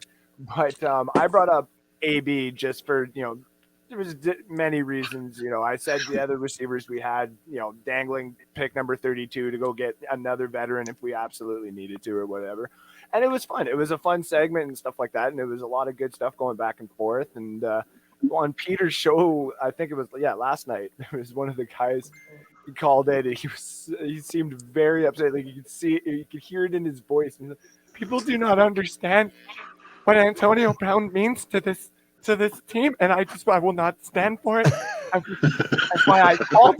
And I want you, Peter. I want you to tell your fans and all the people at Bucs Report will not stand for it. Why does that sound like? Why does he sound like Christopher Walken crying?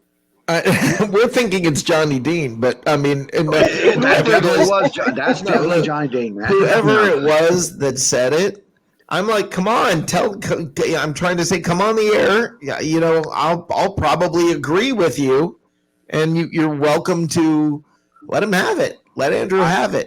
And understand that I am just a comedian. I do not make fun of your voice, like totally. When you come on and I understand and I hear your voice, actually, Speaking of Christopher Walken, Rick, pull him up and let him do his Christopher Walken, dude. Oh, who, Andrew? Yes. Okay, hold on. Here we go. Why? No pressure. Come on, Christopher. Johnny, no, Johnny, it's not the right time to be doing the walk-in. I'm so high. Johnny, there's so many cowbells, Johnny. I can't. I partied with Christopher Walken one time. Did he know it? No. That didn't turn out well. Okay, so if Todd was the caller, Bucks time 12. If Todd was the caller, I like Todd. So now I'm doubly on agreeing that Andrew's an idiot. It's okay, Todd. Hey, Rick, you know how off air I pitch you ideas and stuff like that, right? Yeah. I'm gonna live pitch you a segment of just Andrew Faubert reporting Bucs news in this Christopher Walken voice. We have to get that done. 10, 15 minutes of that in full costume. Actually, it'd be even better if he was if it was something completely, if he was dressed completely differently and never explained why. Like have him dressed like Pippi Longstockings doing. Have you seen his videos? We got Pippi Longstocking. Keep going. Yeah, Pippi Longstockings doing, or with a Christopher Walken voice, giving me Bucs highlights. I want him to dress like the banana from Peanut Butter Jelly Time. In other words, a normal We're Monday back for him. to peanut butter. He We're wasn't back to here peanut butter. for the verification of my Banana. recipe. You should send him a copy. We have to figure out. How we can make it happen to where we can hear the audio from both sides of the phone call and live on this show. Have Andrew crank call other radio shows that are live with the Christopher Walken voice. Oh man, You want to talk Amazing. about stepping That up would your be- troll game. Yeah, that would be awesome. That would be awesome. Hey, I want to bring up something, especially everybody. I've got some news here that I want to Oh, bring wait, up. wait. What happened to Desroche? Look at Desroche's face right now. He's Yeah, no, I know it's beautiful. He did this last time. It's awesome, isn't it? Dude, are you constipated? No, you missed it. He came this in. He brought this in last time, and we were all like, "Dude, you got to come here. real We windy in need my to do house. this more often." Yeah, that was awesome. It's real windy in my house. Yeah. I feel like I'm looking That at northern wind. I So, feel like it's a B-rated Bill Murray at this point. Kind of. said the B-rated Christopher Walken. I've got a towel scene. Yeah, I feel like it's B-rated. Bill Murray. Yeah. This is what happens when you order a Bill Murray picture from Wish. Yeah. Okay, guys. So I have some news. Oh, Yes, sir. God. I have news that's coming. No. We got some kind of cool news regarding both cheap seats, Bucs report, and what's cooking in the South. Not by the end of this week, but by the end of next week. You'll be able to get merchandise. Yo! You'll be able to get the What's Cooking in the South cookbook. It'll all be available. All right. The whole thing will be available, guys. No fishing recipe. And it will include Matt's peanut butter Oh, crap. fish extravaganza. And Wow. I mean it's something it's gonna be pretty cool. So yeah, you'll be able to You couldn't get believe it. you will be able to get Bucs Report merch. You'll be able Wait to a get minute. I got another suggestion. I'm sorry, Rick. So, Andrew, how are your cooking skills? I can cook. All right. Can you set up your camera to where we can watch you cook some of the recipes in Rick's cookbook in your Christopher Walken? in the Christopher Walken voice, dressed as Pippi Longstockings. I have that right here. Okay, or even better, a French maid. Right, I have that costume too. Yeah. Okay. Oh, that's awesome. That, oh my God, that's awesome. I will literally buy you 2 tickets to a Bucs game of your choice, not the Super Bowl or playoffs. Oh my gosh, that's awesome. I love that ending there. It was just like, whoa. Andrew, Okay, Andrew. I do have a lot really of costumes. powerful. I am just, oh my gosh, I am so excited about this. What kind of Bucs merch? What's that? What kind of Bucs report? Bucs Report merch. You'll see. You guys will see. We'll have it all up for you, but it's coming, so get yourself ready. It's coming. The cookbook's going to be awesome. The merchandise is going to be awesome. You know, kind of like the stuff Matt gets for free. Yeah, baby. Do you ship in Canada? What's that? Do you Yes, ship- wherever you want, man. Wherever you want. Matt, Hey, let's play a quick game. Let's play a quick game with Desroche's picture. Quick, caption this. I'll go first. Now we know the look on Mike's face when he realized he needs to start wearing a hat every day. Oh my God. Now you go. I just said somebody farted. That's about all I can. Oh, you took my crap. Crap. You know, you have to laugh at yourself sometimes. How about it's not somebody. It wasn't the dog. Yeah. That's the caption. That wasn't the dog. Subscribe to my OnlyFans for the rest.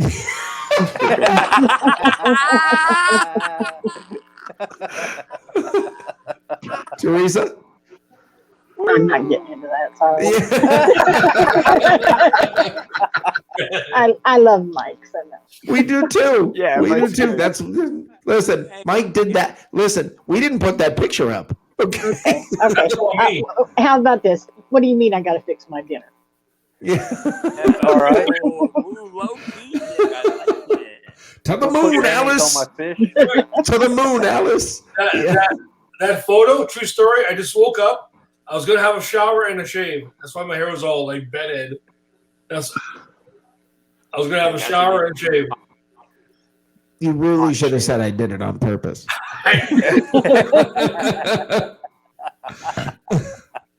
You really should have said I did it on purpose. You really should have said, yeah, I put product in my hair to make it look like that. I really, What do you mean you was going to have a shower and a shave? You know what else? alter You it? know what else? Chia. I mean, I know chia pet. chia, Mike.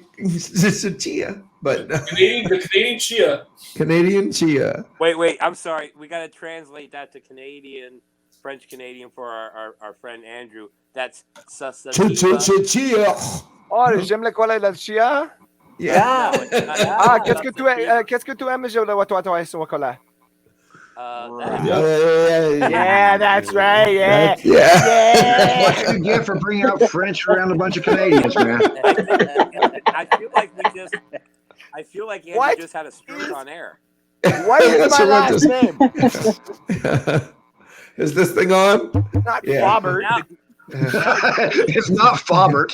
Somebody hit, This is Andrew Faubert from North Sports Dynasty. Now do Christopher Walken in French. Oh, yeah, there you go. Oh, wow. Jesus, how the j'aime too. Dude, I'm so fucking. Does that mean Andrew's going to be cooking edibles in the French costume, doing walking? He said "je" 3 times.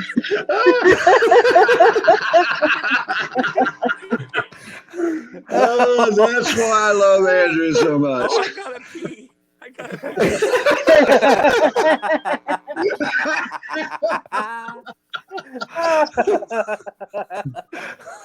Oh shit! Oh, that was awesome. Pardon my language. I'm sorry. Yeah. Which language? I don't know which language. I thought that was French. I thought you were speaking French. I didn't know that was a bad word. Yeah. I thought you said Fagua or something. Yeah, I'm not sure what. Lord Fuckwat. Yeah, isn't that something that's there's a way to cook, isn't it? I don't. It's a duck. Oh man. Yeah, and this is what happens. Yes, I just don't know. I want to discuss all this behavior. What's that?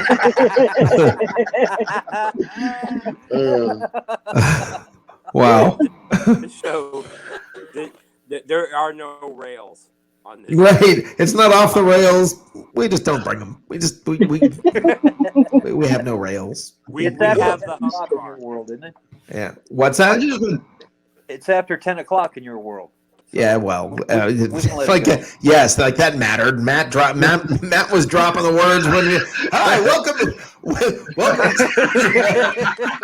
What's Cooking in the South. Matt's like beep beep beep. Oh, sorry.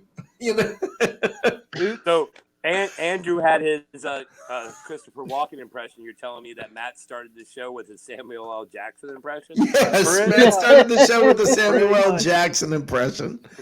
Yeah, this is. I just realized it's really funny, Rick. The name of your show is What's Cooking in the South, and there's only 2 people in here that's in the South, actually. No, that's what I said. I said it's hilarious. We're all Bucs fans, and dead serious right now. Right now, if you look at the screen, there's not one person in Tampa. No, there's not.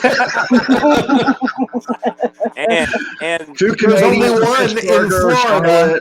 Yeah, there's only one in Florida, and they're as far away from Tampa as you can be. Wow. I mean, I'm what's cooked in the north, technically. yes, There you that's go. right. Andrew is This what's has become cooked. an international. What is fishing show. cooked? No, wait, it's what's cooked. Yeah. What's fried in the north? Yeah, that's more like what's baked in the north. Yeah, there you Yeah. go. There we go. Baked in the north. Not even sugarcoat it. Yeah. should we just need to talk Andrew into doing like all the old PSAs on TV, like this is your brain on drugs, in the Christopher Walken voice, and just play them on the show like commercials. For the This is your brain. Yeah. This is your brain on drugs. Who's this walking guy? Who's this? You don't know who Christopher Walken is? Oh my God, dude! Leave it to Mike. Hey, I just had brisket last week for Christ's What sake. the world needs more cowbell. Mike, Google Saturday Night Live Christopher Wait, Walken. hold on. Now That's wait. scary guy? Wait. Hold on. Just listen. Go ahead and do the Christopher Walken voice. Mike, how do you? Hello? Do you not remember me from the past? I'm just shocked you don't know. You'll look him up. You'll see who he is. With You'll see Mike, who he the is. only reference he'll get is the guy in Click. Is he the scary guy? Security guy. Scary. Scary Little guy? Mike No. fell into a bucket of cream. Yeah, Yeah, Walken has played those roles where he kind of a scary, creepy dude, man. He does Yeah. play. Yeah, He yeah. plays everything. He's awesome. I mean, He let's does the add. same bit in Let's every add. role. Okay, Whoa. everybody, be serious now. Oh, it's Tampa Bay Ray Kennedy. Yep. Oh my. Crap. Oh my Dad's here. God! I'm already in it. Oh, and Ruth. Yep, we have to behave. Okay, first of all, what did you have for dinner? I haven't had dinner, but man, you guys talking about those recipes with the fish and the peanut butter on the way home. I'm listening to you guys. It was a terrible night at UPS, and of course I'm tuning in like I always do. And you guys are talking about the fish, and I'm like, I will totally be trying that now, because that is one of the things about cooking fish in the house that you just hate, is that you get the smell and it's all over everything. And it gets and rid of the smell. Definitely. So I haven't yet. It's, Oh, now you'll do it. When I was telling Now you you about it, you guys said, "You guys crazy. What kind of crap is that?" Hey, we said we were wrong. Don't worry about it, Matt. I still won't do it. Yeah. That dog, I won't do it. that dog could probably smell me from here. Yeah. she smells something. So what he's trying to say is when he cooks fish, It smells really good. so Hey, this appearance on What's Cooking in the South by Tampa Bay Ray Kennedy, brought to you by the Seminole Gun Show. Show them off there, brother. Oh dear God. okay. That's that So what was the Gator's last thing that you ate, Ray? Oh no, Rick. Okay, you're gonna love this, guys. So we get and girls, Teresa, but we get this fresh meals each week, 3 meals a week. And last night my wife cooked. She took the carrots, the peas, a lot of garlic, mixed it all up with some type of like a cream cheese sauce. And at the very end of it, you get it hot in a skillet, frying and sizzling, or bubbling, and at the very end you put in 12 biscuits and cover it, and it spreads the biscuits over the top, and basically also grilled chicken in there, and it's chicken pot pie. I had that for dinner last night and lunch nice. today. It sounds That good. sounds awesome. Can you put Ruth on the screen? Ruth, what'd you have for dinner? Ruth, come here. There goes I Ruth. didn't know what you had for dinner. What'd you have for dinner? Oh, she said my crotch. Oh. Crunch. Yeah. Hey, now that we went, hey Ray, where are you at tonight? Where's Ray at tonight? Ray's in front of the Studio Movie Grill. This is Ruth and I have a walk. We do a routine here every night, but I just wanted to come in, you guys. I was laughing and I said, I got to get in there. And I want to tell Matt how hungry that talking about all that food made me. And as always, that's every time I watch What's Cooking in the South, that's exactly what happens. But, can I ask you all one question? I got to ask you, I know you've covered this, Rick, maybe ad nauseum, but I really started digging into the research today, guys and girl. And I cannot believe this Buccaneers team we all love. I'm going to take it off. I'm going to get serious for a second. Yeah. That this really is the first time since 1976 that we are having our quarterback for a second contract. This you're blows jumping my ahead. mind. Doggone it. That was my leftovers. I'm getting into it tonight, actually. That's funny. You beat me. That was awesome. That's actually you set me up perfectly for the leftovers, which is coming up in just a few minutes. Then let's That's save my it. topic. Then So you know what? Here's what we'll do. Let's go around to everybody. Matt. Yes. Matt, what do you think about the fact this is enough? Let's think about it. This is a team that has had Doug Williams, Steve Young, Vinny Testaverde, Trent Dilfer, the first quarterback to sign a second contract with the Tampa Bay Buccaneers in their almost 50-year history. The first quarterback to sign a second contract is Tom Brady. I didn't realize that was the truth. I thought that we'd signed somebody. No, I mean, Didn't Tom never. Brady? Hey, wait. Didn't Tom Brady sign an extension? Yes, he did. No, that's everybody does. They signed a second contract. That's the point. Yeah, he. No, I had no so idea. Brad Johnson's extension doesn't count. What, Brad Johnson's extension? Yeah, Brad Johnson's extension. Yeah. I'm asking. Did Brad Johnson get an extension? Yes, he did. Okay, I'm gonna look that up. I don't know. That's crazy because if I can interrupt you guys, my thought was I went to Craig Erickson. He played for this team for 2 years from 92 to 94. And I'm like, it was going to be a weird quarterback. I'm looking through history today. I'm digging down deep and I'm looking in and I'm like, we got to find another quarterback and did not see Brad Johnson. This is, I actually just heard them talking about this on the NFL Network. Yeah. Why would they? Yeah. Well, I'm not sure. Okay, so we'll have to dig into the specifics of this. I don't have the specifics of this, but we'll have to look this up. But it's either I don't know that did he really get an extension, Brad Johnson? So we'll have to see what that is, or whether he got cut before the extension kicked in, or what the heck happened. No, it's on here. I got it. I found it on the Midland Daily News. I don't know who the hell that is.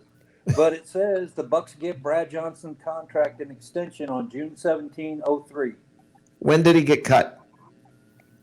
The next When day. did what get cut? When did the Bucs get rid of Brad Johnson? The following year, it says right here, the renegotiation process got off to a rocky start, but quarterback Brad Johnson of the Tampa Bay Buccaneers officially smoothed things out over Wednesday, reached an agreement on a 4-year, $25 million contract extension that includes a signing bonus of $6 million.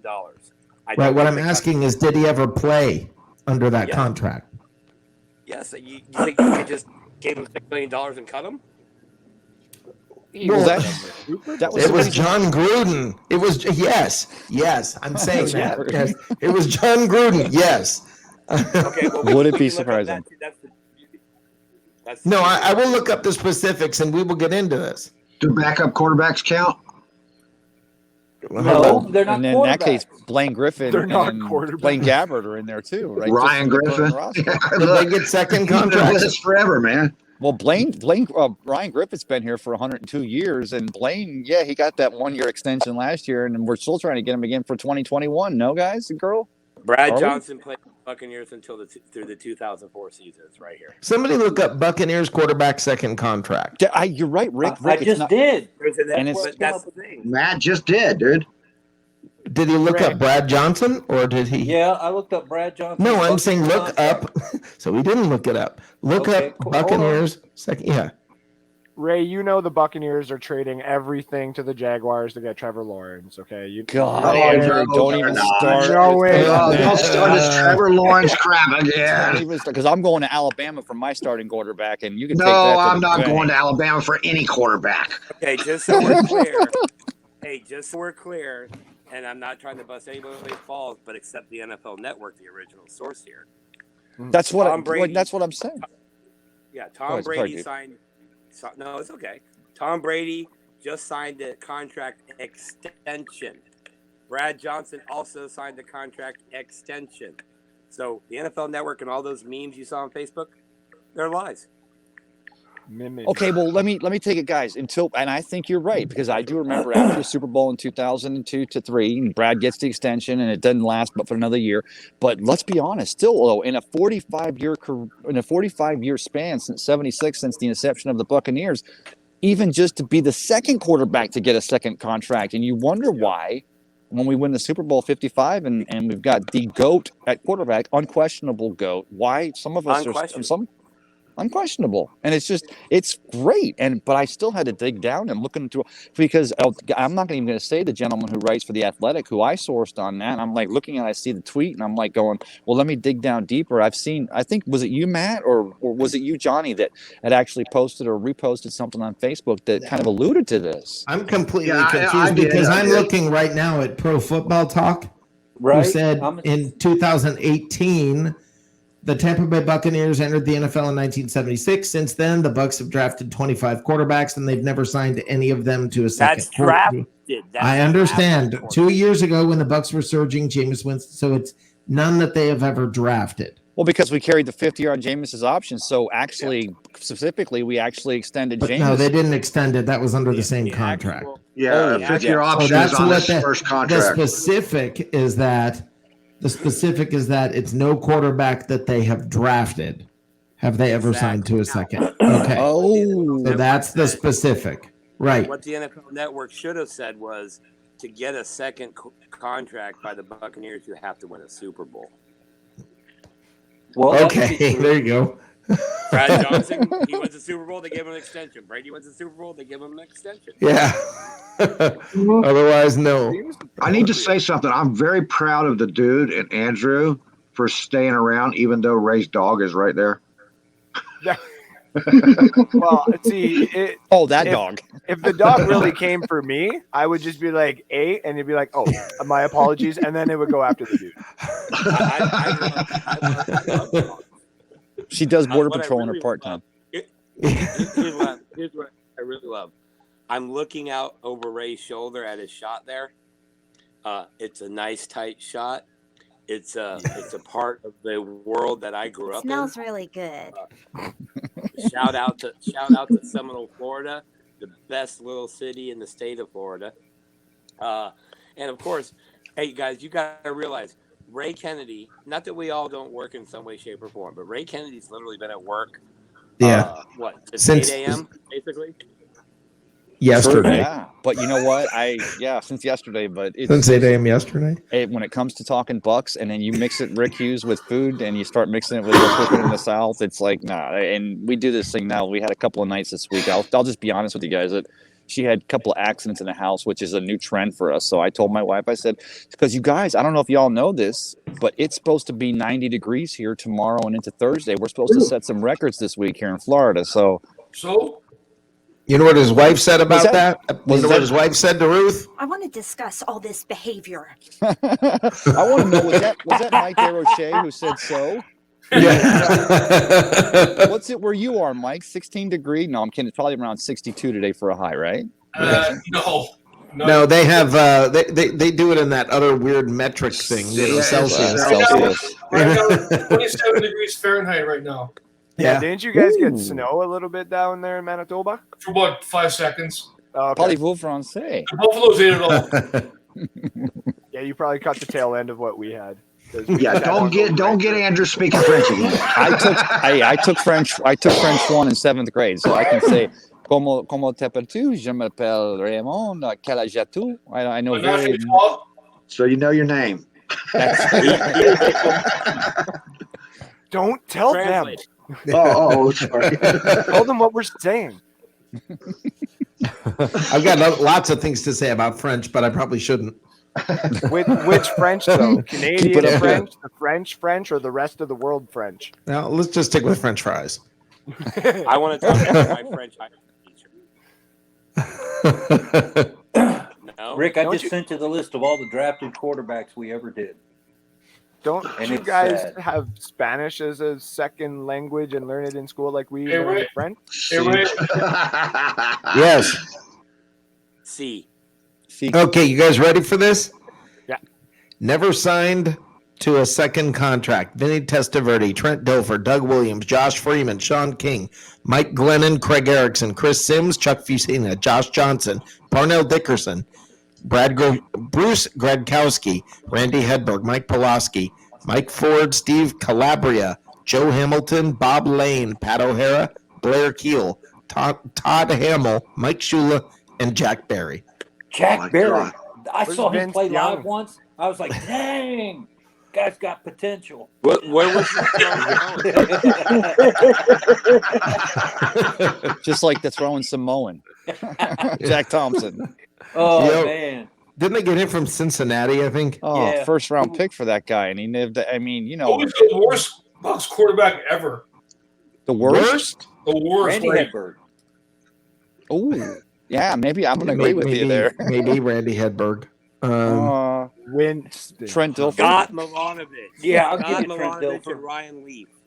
Come on now. Hey, how about Rob? Rob, what's his face that didn't come from Denver because he had actually. Who was it that didn't come from Denver, guys? That didn't come. Who didn't come from Denver? Well, no, but I mean, he was the. Thanks for that clue. It's gonna come. Jake Plummer. We actually tried to get. Was it Jake Plummer? We tried to get here, and he. Yeah, we tried to get him, and then he decided he'd rather play. And I'm not kidding, guys. This is what he did. He went and played professional handball instead of coming to the Bucs. That tells you how much Culverhouse was an influence on the league. No, Culverhouse wasn't even there then. But the mystique still stood. Yes. Here in northern Florida, professional handball means you're taking a shower. Oh, It means the same. It means the same so thing there's in Teresa Penn. over there. Yeah, it means the same thing in Happy Valley in Penn State. So I mean, Culverhouse died. I went there. Oh, this one Now sounds we're in Happy quick. Valley. I went there. Smokes. How did Culverhouse die? Oh, they Jake Somebody probably Culverhouse killed shot him. Yeah. Yeah. No, but the dude comes to me about 2 years back, and you know, as we always do here at Bucs Report, we're running ideas, and we're like, what are we going to do? And the dude had a great idea that on an article I'm going to write maybe this week, just because I'm thinking about it now. And it was famous quotes in Buccaneer history, and one of them This was is beautiful. Gay Culverhouse. They asked Yep. her about Hugh after he passed, and he was already well gone. And she said, "You know something? I'd dig him up and kill him again if they'd let me." Or just to kill him. That goes to show you how you. And again, guys, girl, we give him the benefit of the doubt. He put up $13 million when the team was incepted, or by default went to him as a Jacksonville, tax attorney, or was it tax? And so we still owe him that grat of gratitude, and or debt of gratitude. Gret of datitude. That's easy for you to hear. Wow! And now for English speaking, now he's speaking French again.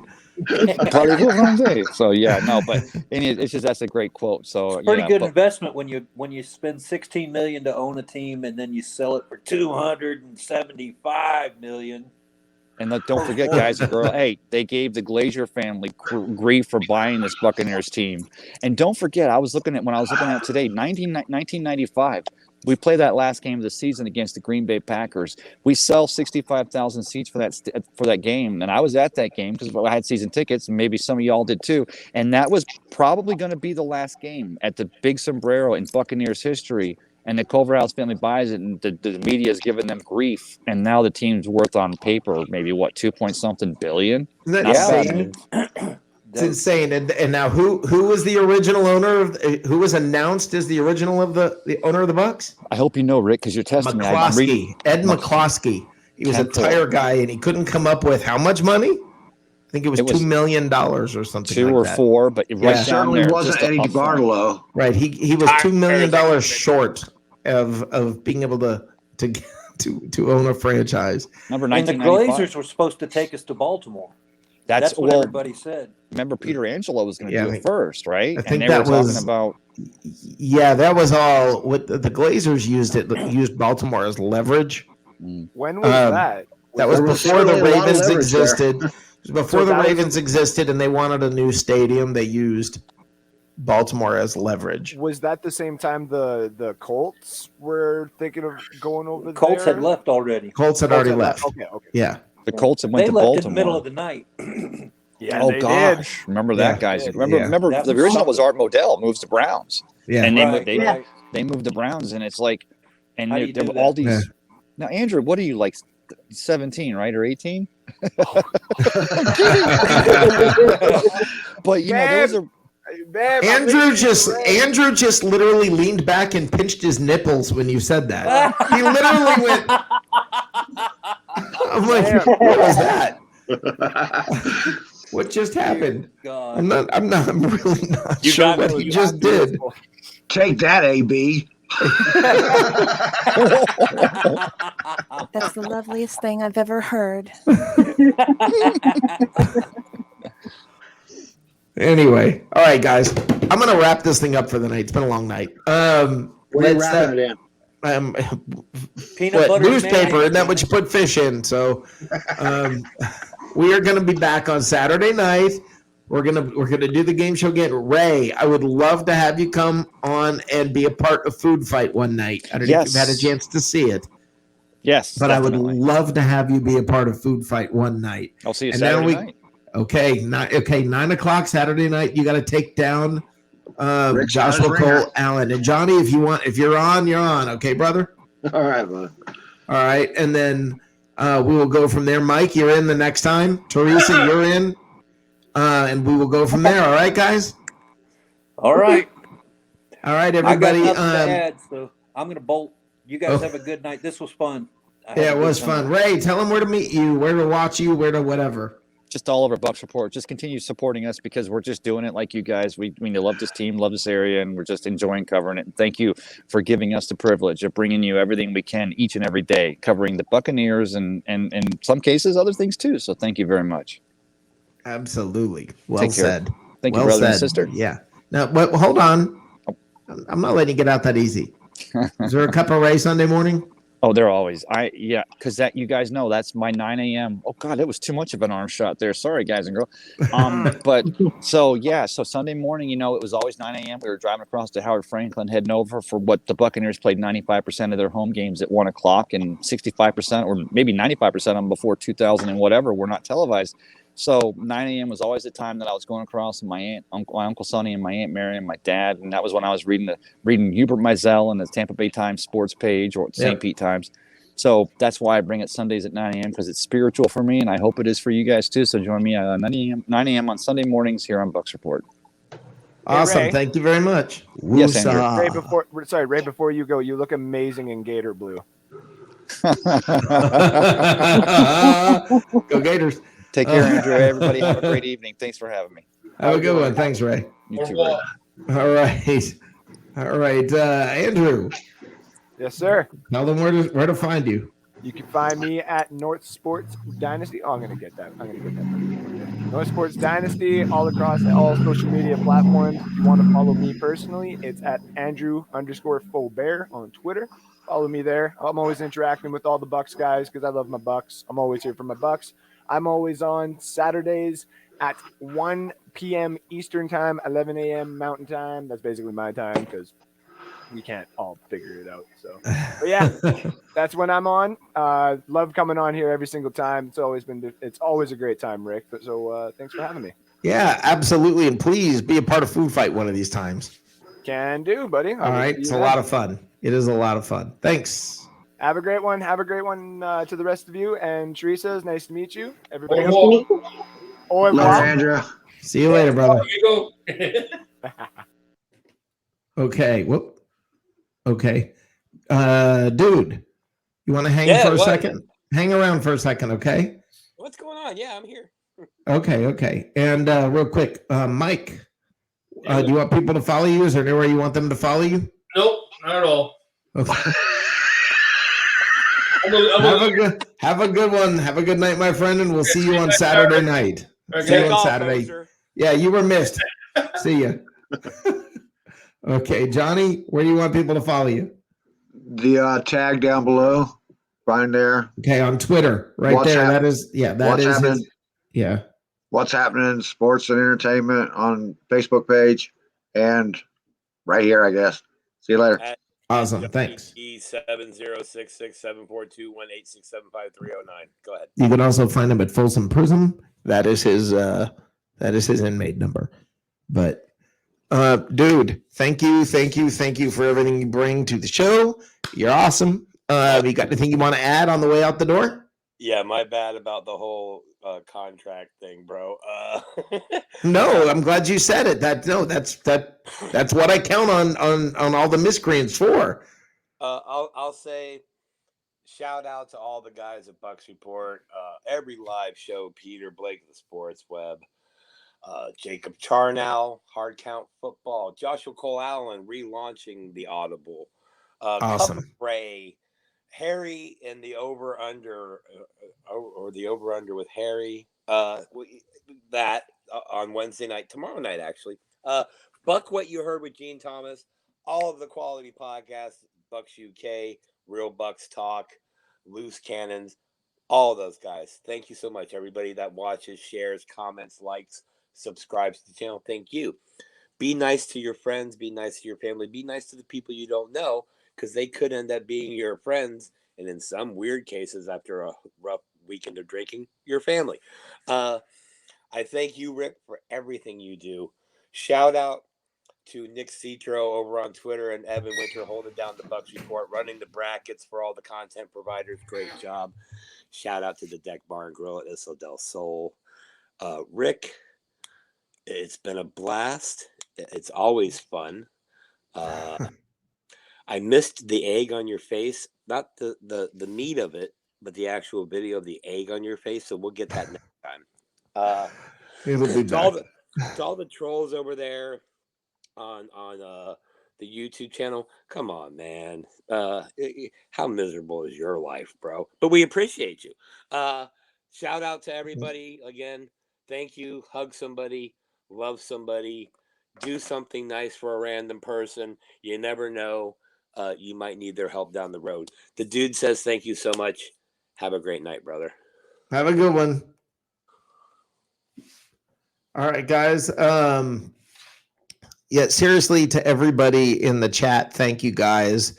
Throw in there what you had for dinner. Well, if you did not tell me earlier, please throw it in there. Let me hear what you had for dinner.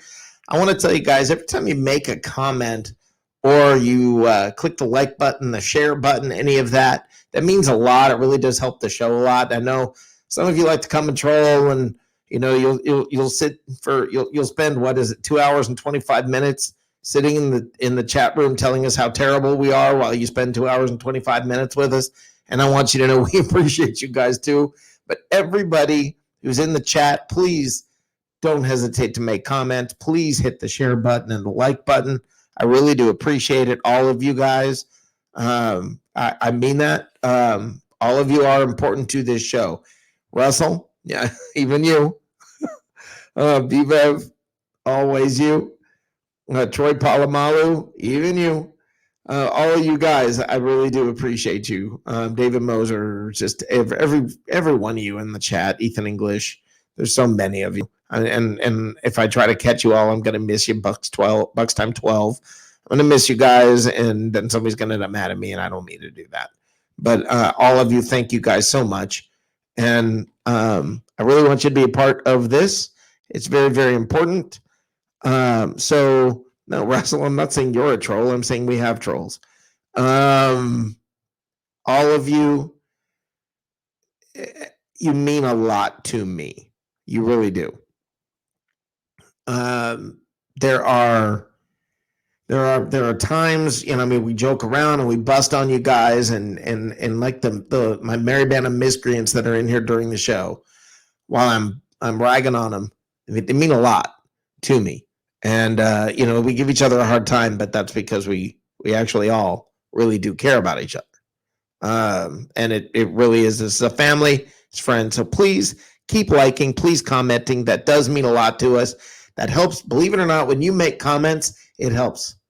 It helps Bucks Report. It helps my show. It helps everything when it comes to how Facebook gets the word out about the show and everything.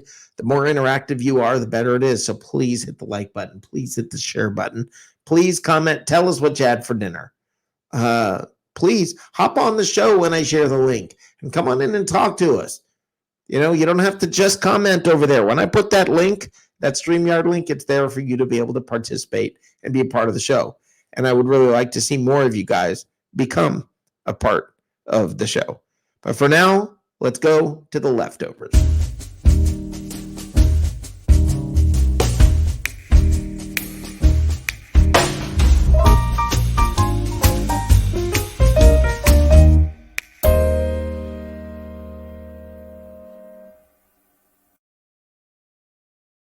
Okay, so my original plan was we were going to talk about the second contract, but I think even better than that, I think a different direction to go and to close out the show is simply this.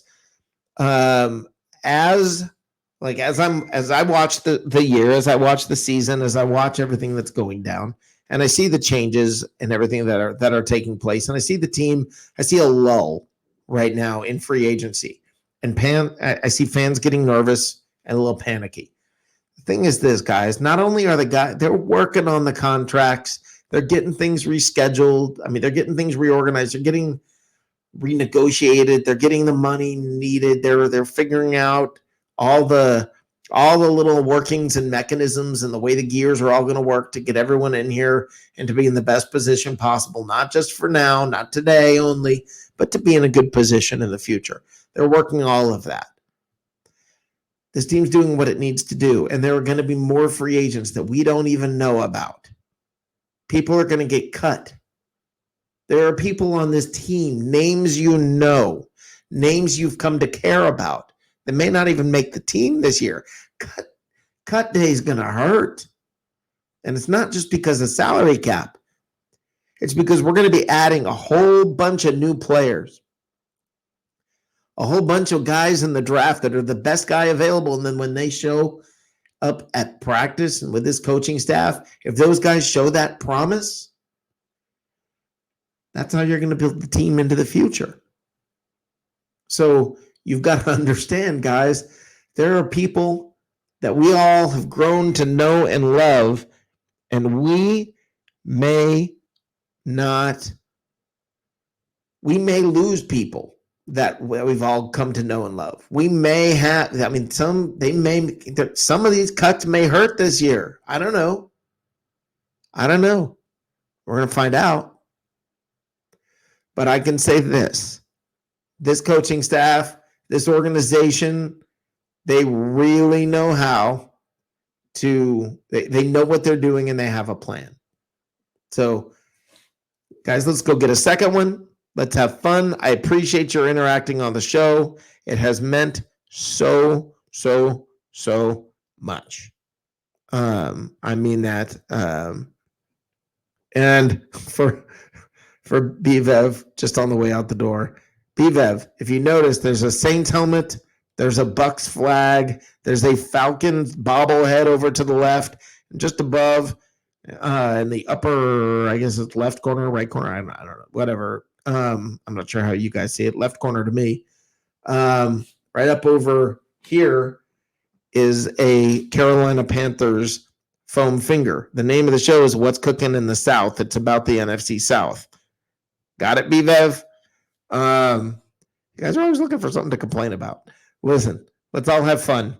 All right, this year's set up for a great future. We're gonna have a great time. It's gonna be awesome. Let's wait and see what happens. All right, guys. I really hope I see you Saturday night at 8:30 when we do this whole thing again. All the shenanigans, all the little deals that we do, the game shows, the funs, the memes, the everything that we do, the good time that we have here. It all's gonna happen. It's gonna happen again Saturday night. And Sunday night, guys. Sunday night, we got live from the cheap seats. And that, if you think this gets crazy, come Sunday night at 8:30. I'm going to close with a commercial for live from the cheap seats, and I will see you guys Saturday night at 9:30 or 8:30. Have a great night.